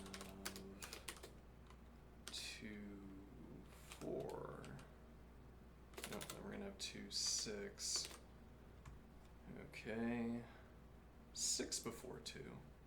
And that's going to be a theme here because so many. So yeah, we could do dot dot dot.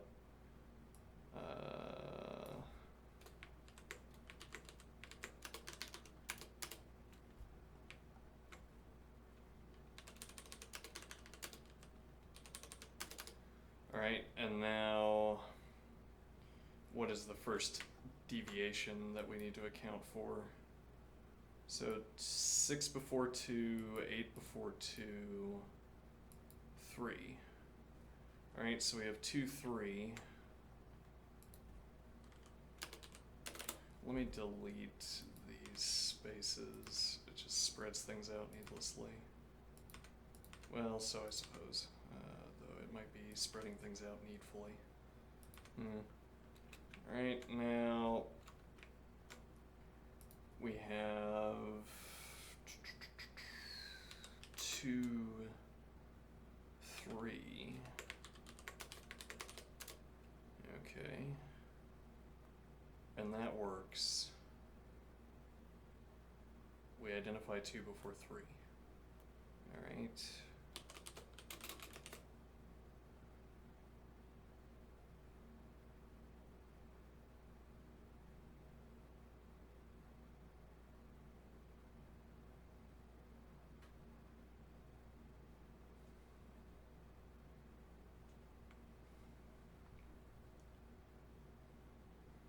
Now, so this is at the end of the list. Okay.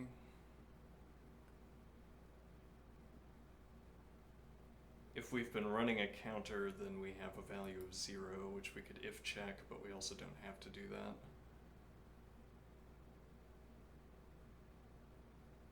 Well, we'd have length minus this counter value is 0. Otherwise, we have a counter value that we can compare against this, and we'd see that the list 3 is greater than. So position 2 greater than position 1. Okay.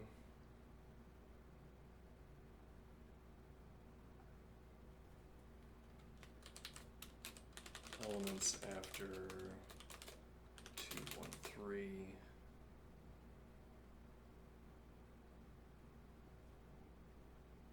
Okay.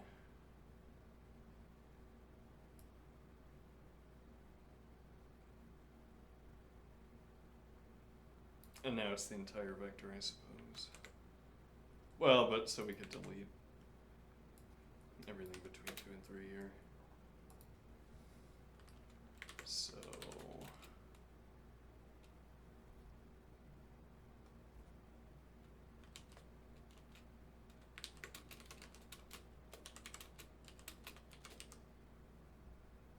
okay.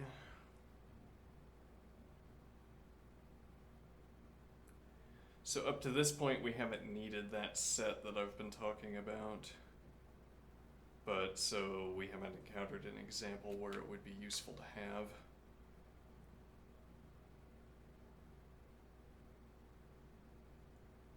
All right, and then let's see.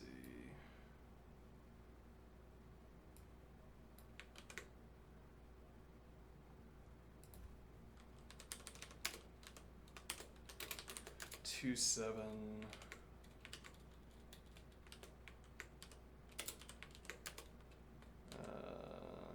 7 before 2.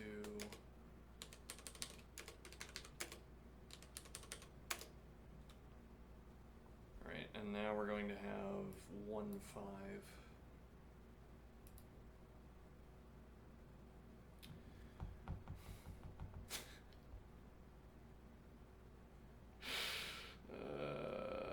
Okay. Dot dot dot. Dot dot dot. So actually we'll put in yeah, we'll extend it here. 1, 5 dot dot dot.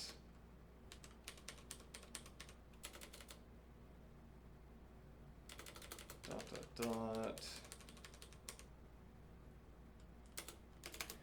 Okay, and now we're on the next case, which is 5-4. And then 5. Okay, all right. 5-4. 5. Let's see here.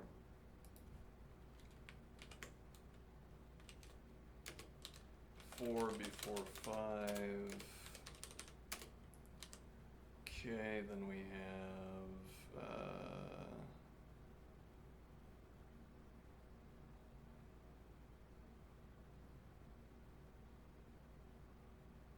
let's see, 5-4, 5-6 is the same. Oh, right, for format we need verification.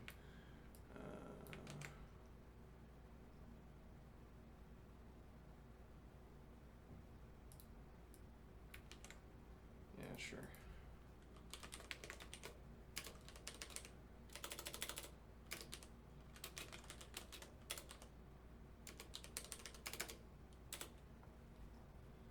Alright, now we might actually get an example out of this.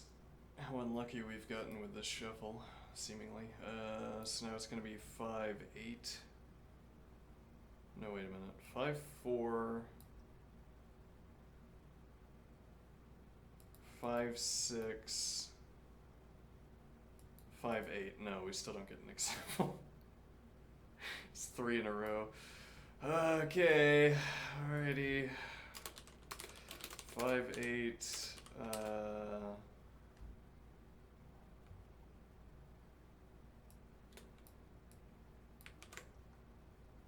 Could have done ...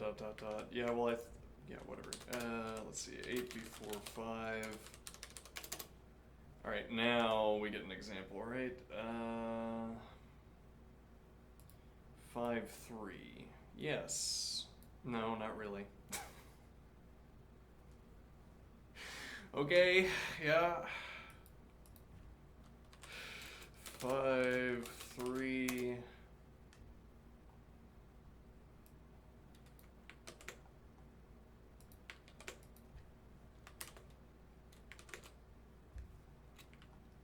Now, position 2 greater than position 1.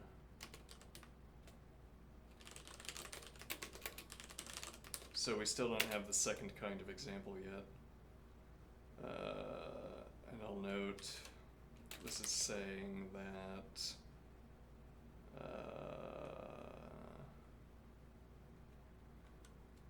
pause 1 of 3 is pause 2 of 3 is greater than pause 1 of 3. Okay, so we still don't have the requisite example.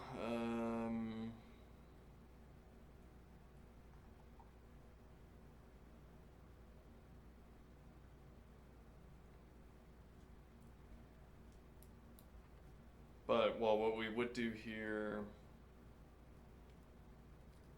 yeah, elements after,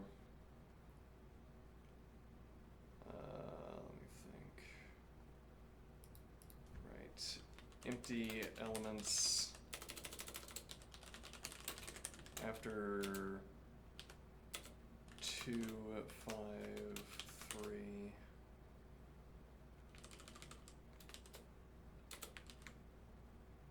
okay, which leads us back into this example again, except that we have 5-3.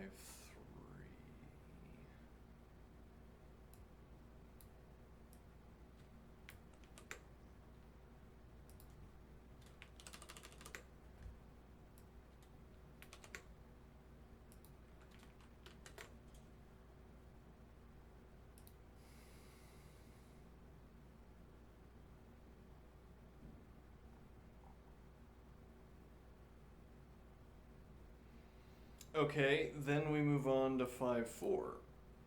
Nope. Then we move on to 5-6. Nope. Then we move on to 5-7.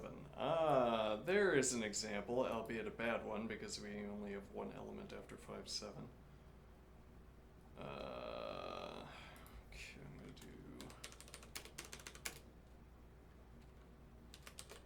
5-7.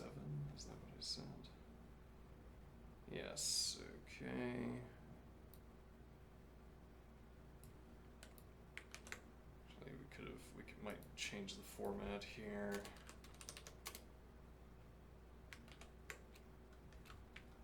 So I don't have to go back up so much.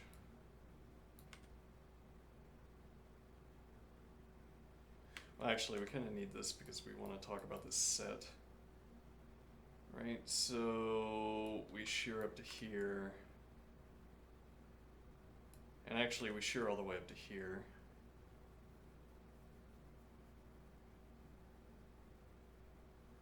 Yeah, that we haven't decided what set we want yet. So what set do we want to have at hand for our comparisons?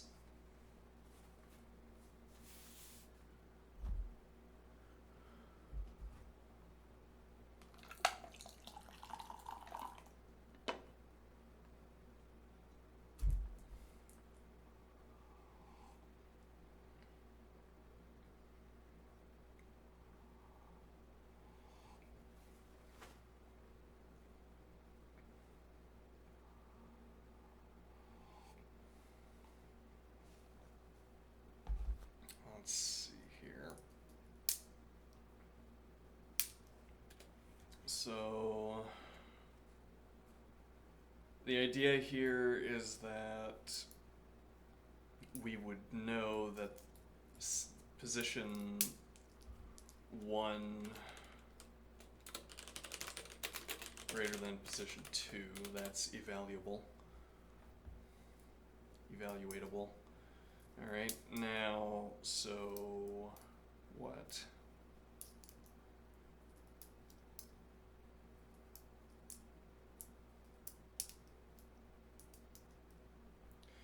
Well, so now we could simply have the element 9. Okay, and what that would tell me is that we no longer care about, so this is 5-7, we no longer care about having this set 2-1, and we don't care about having the set 2-1-4-6-8-3. Well, what was the point of that set?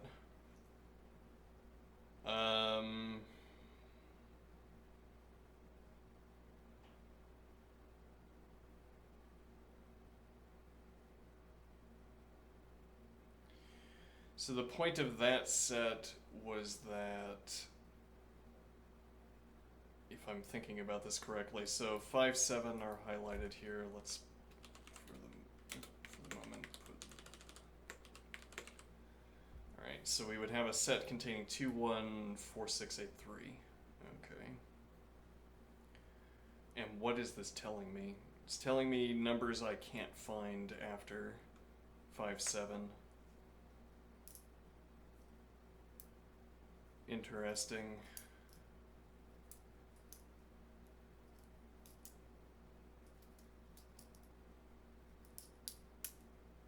Yeah, so we could think about this as, we could construct this procedure so that it happened in 2 phases. But then actually, now that we know, the side point here, footnote, we now know that that leetcode recompiles every step. So there is a cost, seemingly there is a cost to having longer code, more intricate code, because you have to, the code has to recompile every test case. So splitting up this procedure into 2 phases and thereby doubling the length of the procedure, I suppose, is going to have a cost. But okay, the point would be that we either want the set containing the elements after 7 because it only has 1, or in the case of something like 5-4 where there are only 2 non-cases, we can flip the Boolean and ask, yeah, okay, let's if the bracket had been over here instead, we flip the Boolean and we ask, of each of these elements, is it 2 or 1? Is it an element of the set? And when it's not, then we add 1.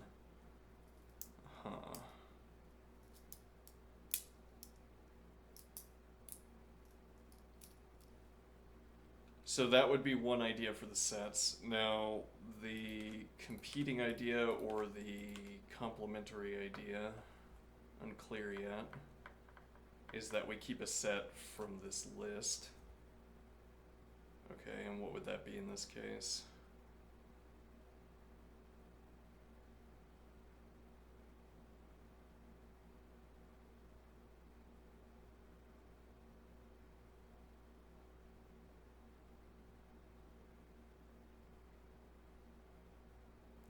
There are surprisingly few good examples here.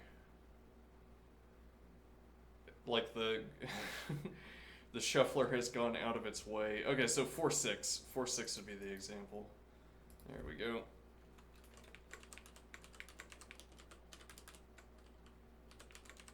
It's all chewing plastic. It's all the part of the broccoli where it's like you're chewing on wood.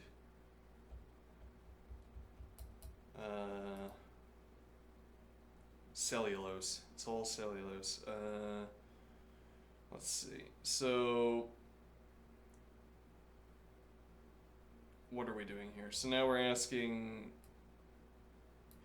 We have 215 as the excluded set, and the idea is that if I cycle through, I could preclude.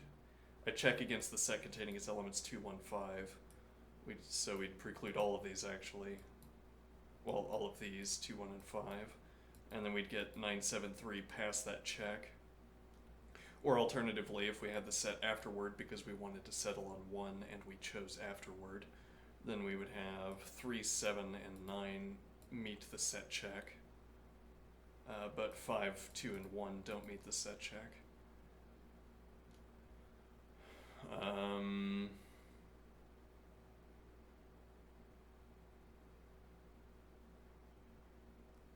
It would be easier to manage a growing set because it would simply be this set, and then whenever we push the position back, so like it would be 4, 6, 4, 8, 4, 3, 4, 7, 4, 9, and then it would be 6, 8, 6, 3, 6, 7, 6, 9. Okay, and then we would just have to add 4 to the set. So we'd have this separate set that has the prefix set, and then we'd have the in-between set, and the in-between set would get added onto the prefix set. Alright, and now the alternative idea, apparently, is that we make a set after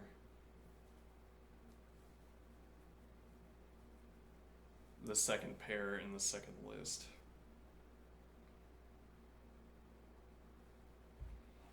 Okay. And then the point would be to ask whether any of these elements are in that set, which would be cheaper under the condition that the remaining number of elements is low. So if we were instead on 4, 2, for instance, we'd have a set containing 1, 3 that we could compare against.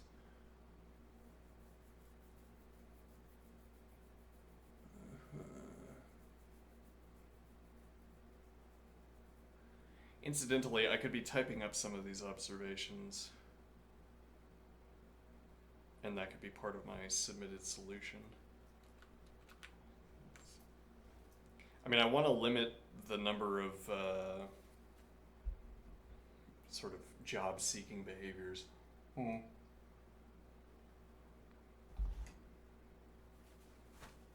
mean, I want to limit the amount of time I use purely on self-promotion. But this would be, doing a write-up would doing a write-up would require me to explain myself, which is valuable in its own right. Synergy. Yeah.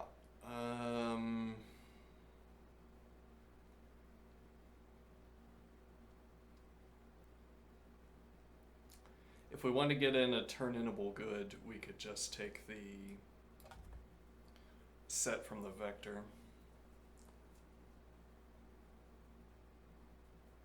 Alright, in that case we don't need a counter. And we could end up getting time limit exceeded, in which case, different question. But okay, let's remove our counter.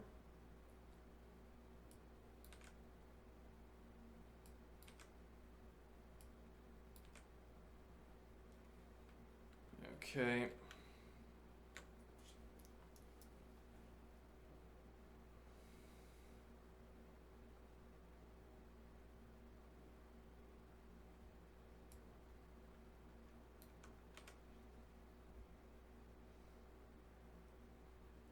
Alright, so this would pass the list cycle 3 function with nums2 list integer. Alright, and now, and 0. Alright, and now we will do define list cycle 3 function nums2 list integer, counter integer, and exclusion set.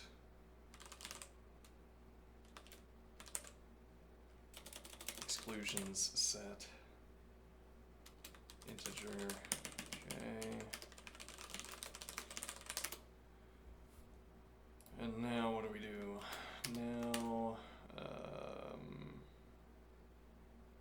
Now we do have to null check.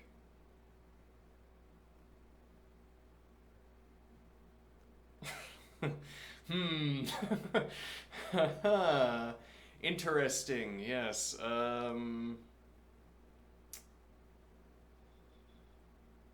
Do we have to cycle through this list over and over again. We could spend around.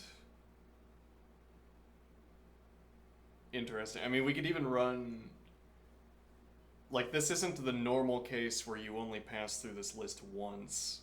You have to pass through this list over and over and over again.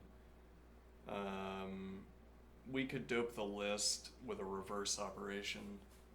Double reverse. The double reverse dope. Yeah, that's right. We do the double reverse doping, which is admittedly of dubious efficiency by itself, but again, because we have to cycle through the list, every time we arrive at list cycle 3, we'd like to have that dope list, because otherwise we have to do cond null nums2 list integer, whereas I could put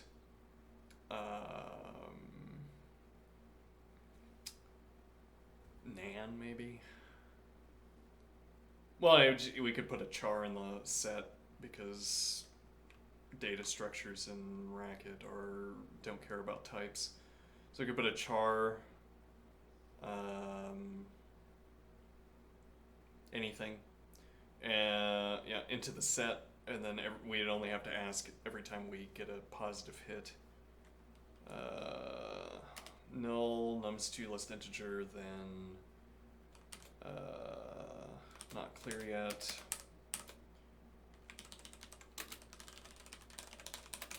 Double reverse dope, that's right. Now, null nums2 list integer. Otherwise, let's see. Set member car nums2 list integer. Exclusion set integer. Then list cycle. Well, actually, so we could put the argument in we could put the if statement in the argument list. And this could be if with an if statement in the argument, but list cycle 3 function with cdr nums2 list integer. Add counter integer and exclusion set integer. Okay. And then else list cycle 3 function cdr nums2 list integer. Add one counter integer.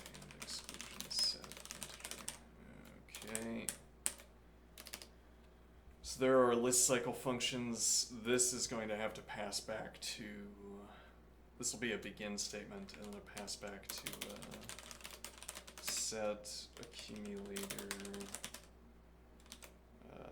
let integer, box, probably box integer, plus accumulator box integer, and then vector cycle in function question mark. Okay, good enough for now. Now, so we need our vector cycles. Is there more than one vector cycle?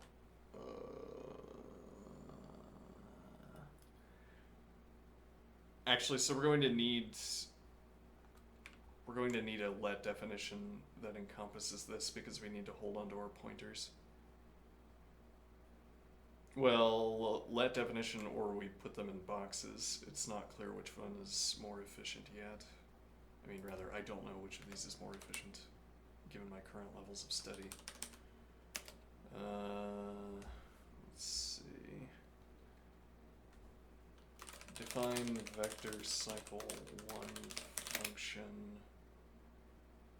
Okay.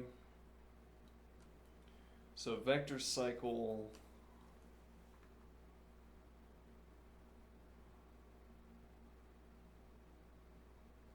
I guess this is simply going to handle the transition between different pairs of numbers. Okay, but then why do we need more than one vector cycle?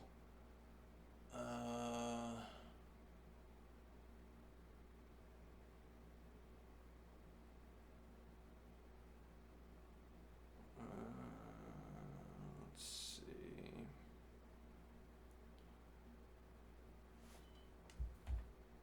Let's look back at our notes. What did we do with the vector that would require more than one?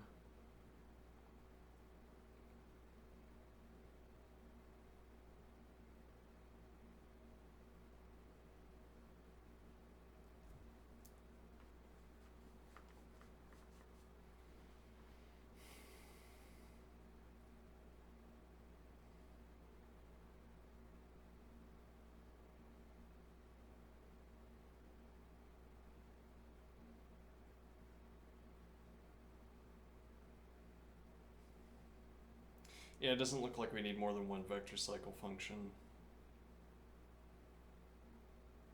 So this will ask a handful of questions about termination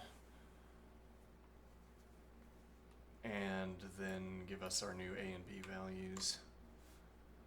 Update the set. Housekeeping, yeah, let's see, vector cycle function. I'm not sure we need anything because we're gonna have the vector in the let definition or in a box. This might be an argumentless function. People wary about state should close their eyes for a moment. Let's see. So let's see. Cond equals. Yeah, well, this is going to highlight once again the downside of this operation, which is that without any further intervention, we're going to keep shifting position 2 further and further into the vector, which means there are going to be fewer and fewer elements allowed and more elements in the exclusion region.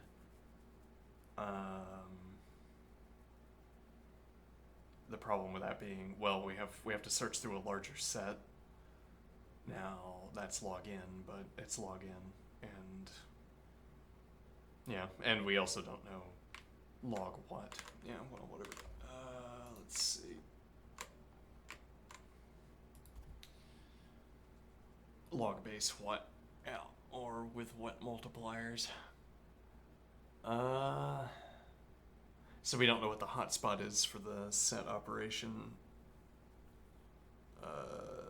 in values. But okay, equals position 2 integer. Yeah, okay, position 2. I could say position B, position And position 2. Okay, position B, integer. I'm just not going to fiddle with the 0-1 debate. Just a debate only in my own head. Position B, integer, length, integer. Alright, which I assume will save so I don't have to repeatedly ask, even though it's a constant time operation. Equals position B, integer, length, integer. Okay, then...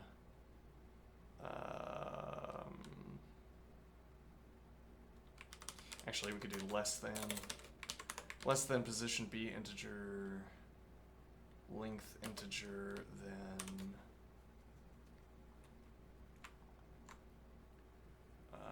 let's see, we call list cycle 1 with a copy of nums2 with vector ref vector nums vector integer. I think we already decided a name for that, but we'll run into an error that tells us at some point. Vector ref nums vector integer. Okay, and that's going to be... let me see here. Position A integer. And then we're going to have vector ref. So actually set position B integer, add 1 position B integer. Okay. And set temporary exclusion set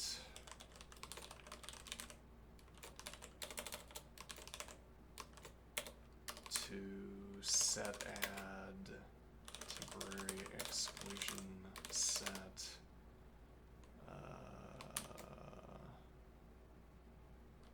actually, yeah, we need to do that first.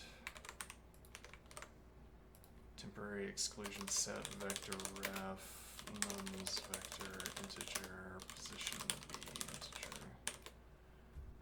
Okay. Looks good to me. And then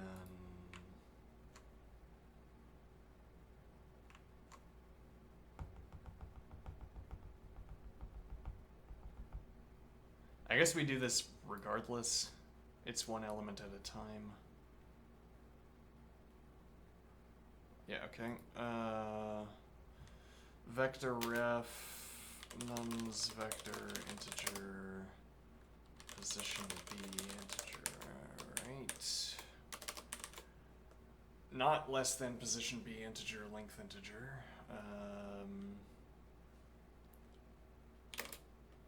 Equals position A integer sub 1 length integer. Raises the question of whether I should save sub 1 length integer as a separate variable so that I don't have to perform the arithmetic.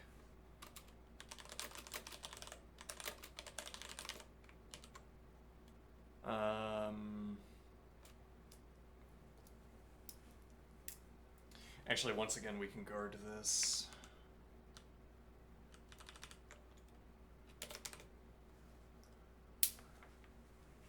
Less than position A integer sub 1 length integer.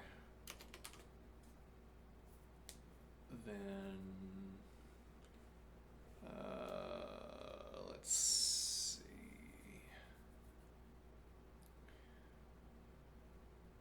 Set position A integer, add 1 position A integer, set position B integer, add 1 position B integer, set temporary exclusion set, null, well actually set, and then list cycle with the same argument list, argument sequence. Okay.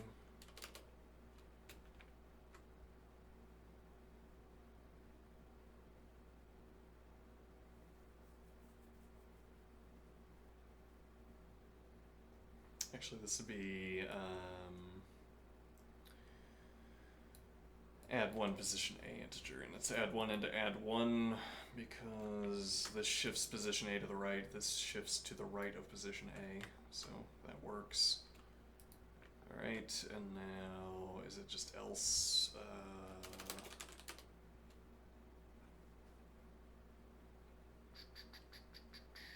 Accumulator integer. Are we done? Not quite, but we might be close to it. And we'll want to replace, once again, these functions with drop or take or whatever. Travel at the speed of C through these lists.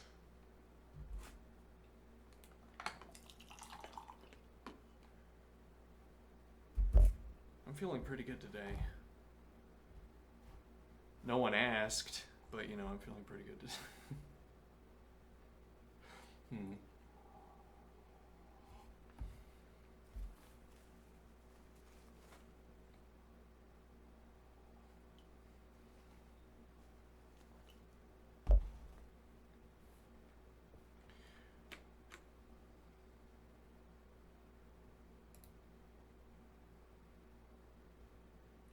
Right, so feeling on the ball, though I'm feeling a little bit less on the ball now that we've run up against some of these difficulties, but whatever. So this is supposed to go back to vector cycle. Yeah, which is an argumentless. It might be good to pass a pointer, but then it might not be. So I'll just do vector cycle function. Okay.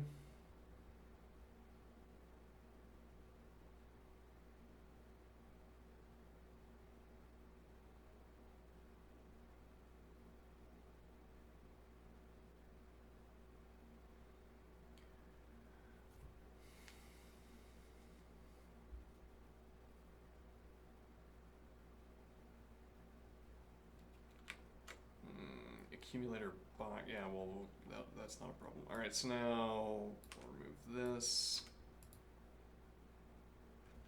Alright, and that might actually be done. Might not be, but it might be. So let's think about how this proceeds. Okay. Oh, well, so actually we also need an initial procedure call.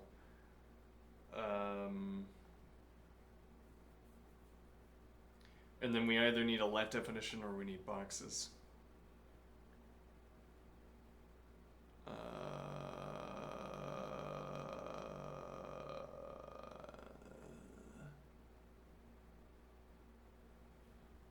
Let's see.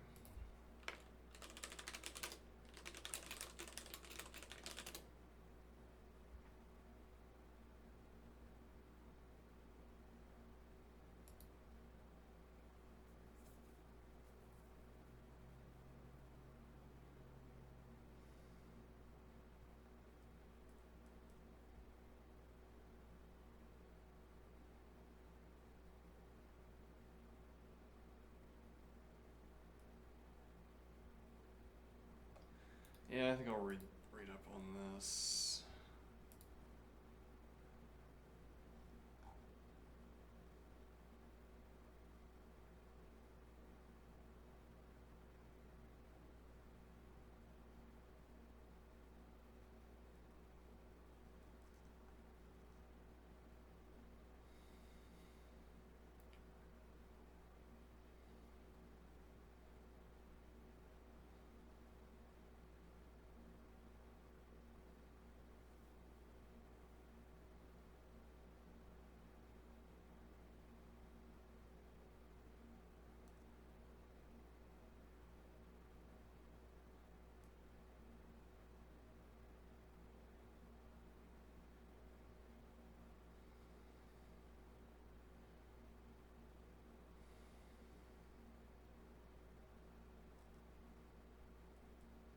I don't think this answers my question.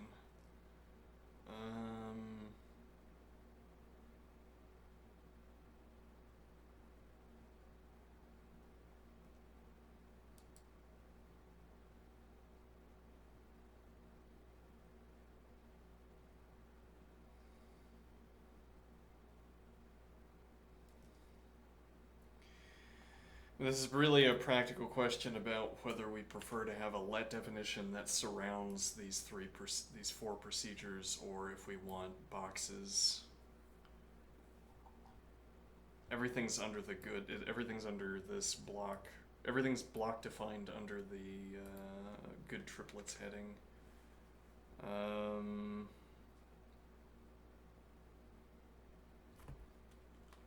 So like define accumulator box integer 0. Actually, I'm going to do this. Define accumulator box. No, rather define permanent. Oh, yeah, we need to do that. Permanent exclusion set integer set. Define temporary exclusion set integer set. Let's see. Define pointer a box position 0. Define pointer b box position 1. Okay.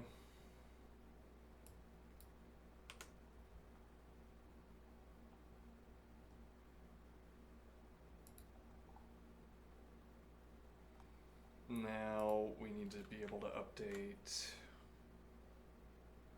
the permanent exclusion set. Yeah, that needs to happen first. Let's see, set permanent exclusion set. Yeah, okay, we can stick with that convention.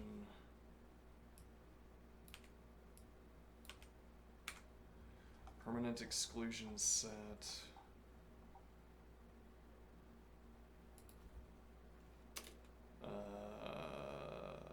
Set add permanent rather box. Permanent exclusion box set. Vector ref position a integer. Rather, vector ref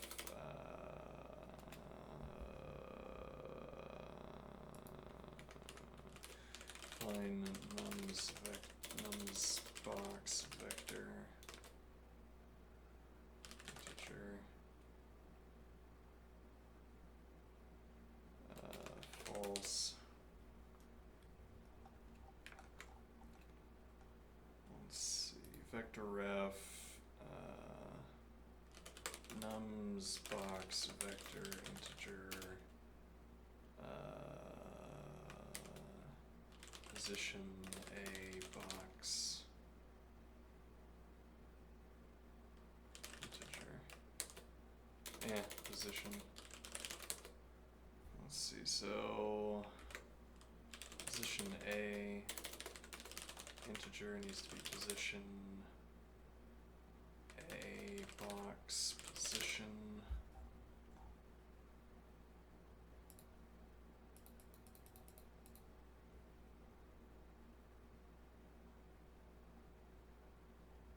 and then b as well.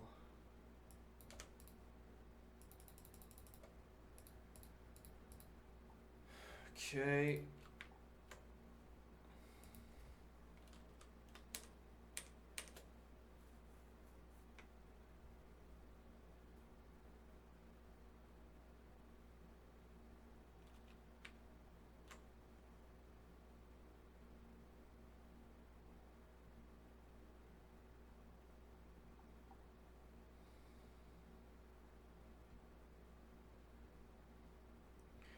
Then we need a length definition, and we need maybe sub1 length.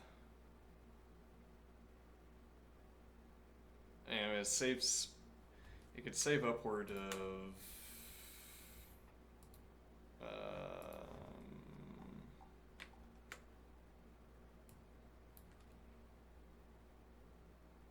Many instances of arithmetic to have this sub1 length integer pre-saved. So this would be length sub1.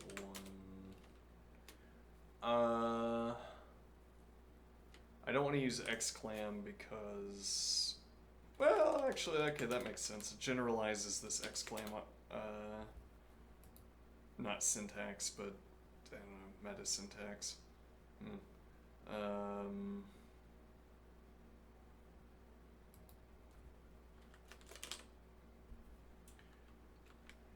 Okay. So define length box integer false, define sub1 length box integer false. Okay, again, could be in a let definition. And if we get a non-zero time that isn't time limit exceeded, we can test that by making a let definition.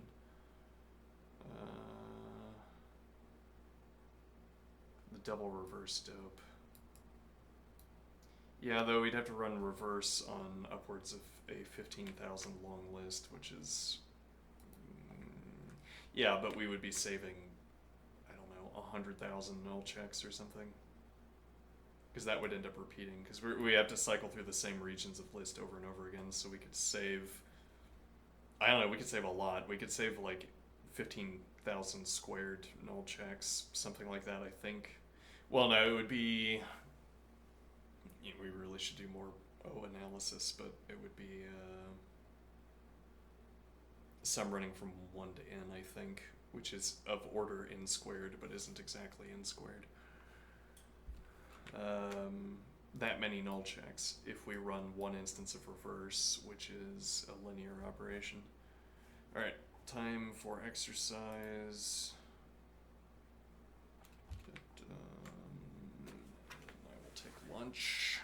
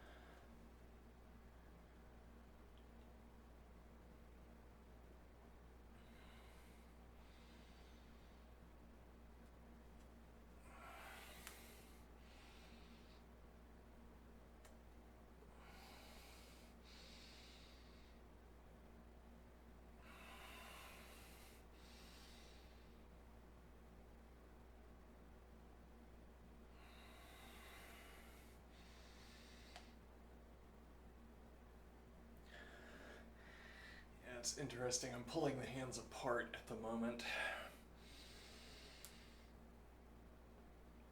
And then I can switch that to pushing them together without much visual change in the activity.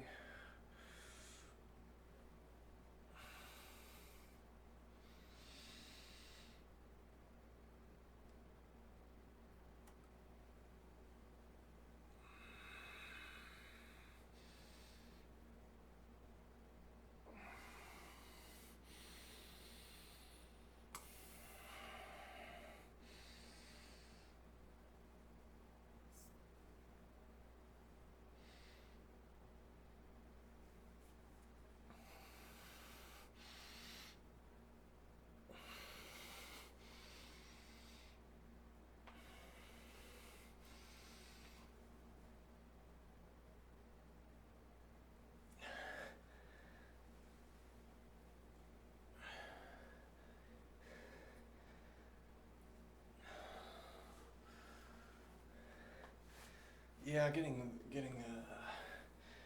this. Not fond of doing exercises like this because it's so uncomfortable to hold your arms above your head. Well, really above your heart for extended periods of time.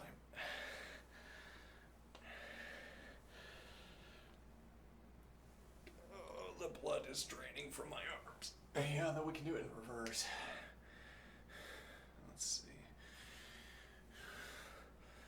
If we just want to insist on having upper body inclusion, I can also press together instead of pulling apart.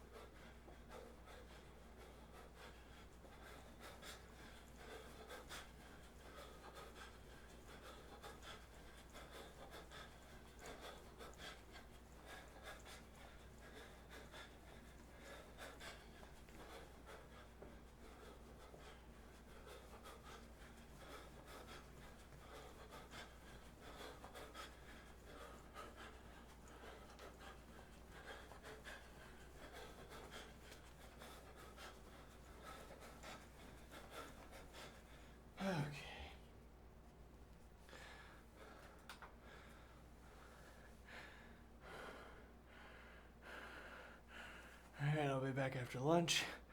Be back soon. Okay.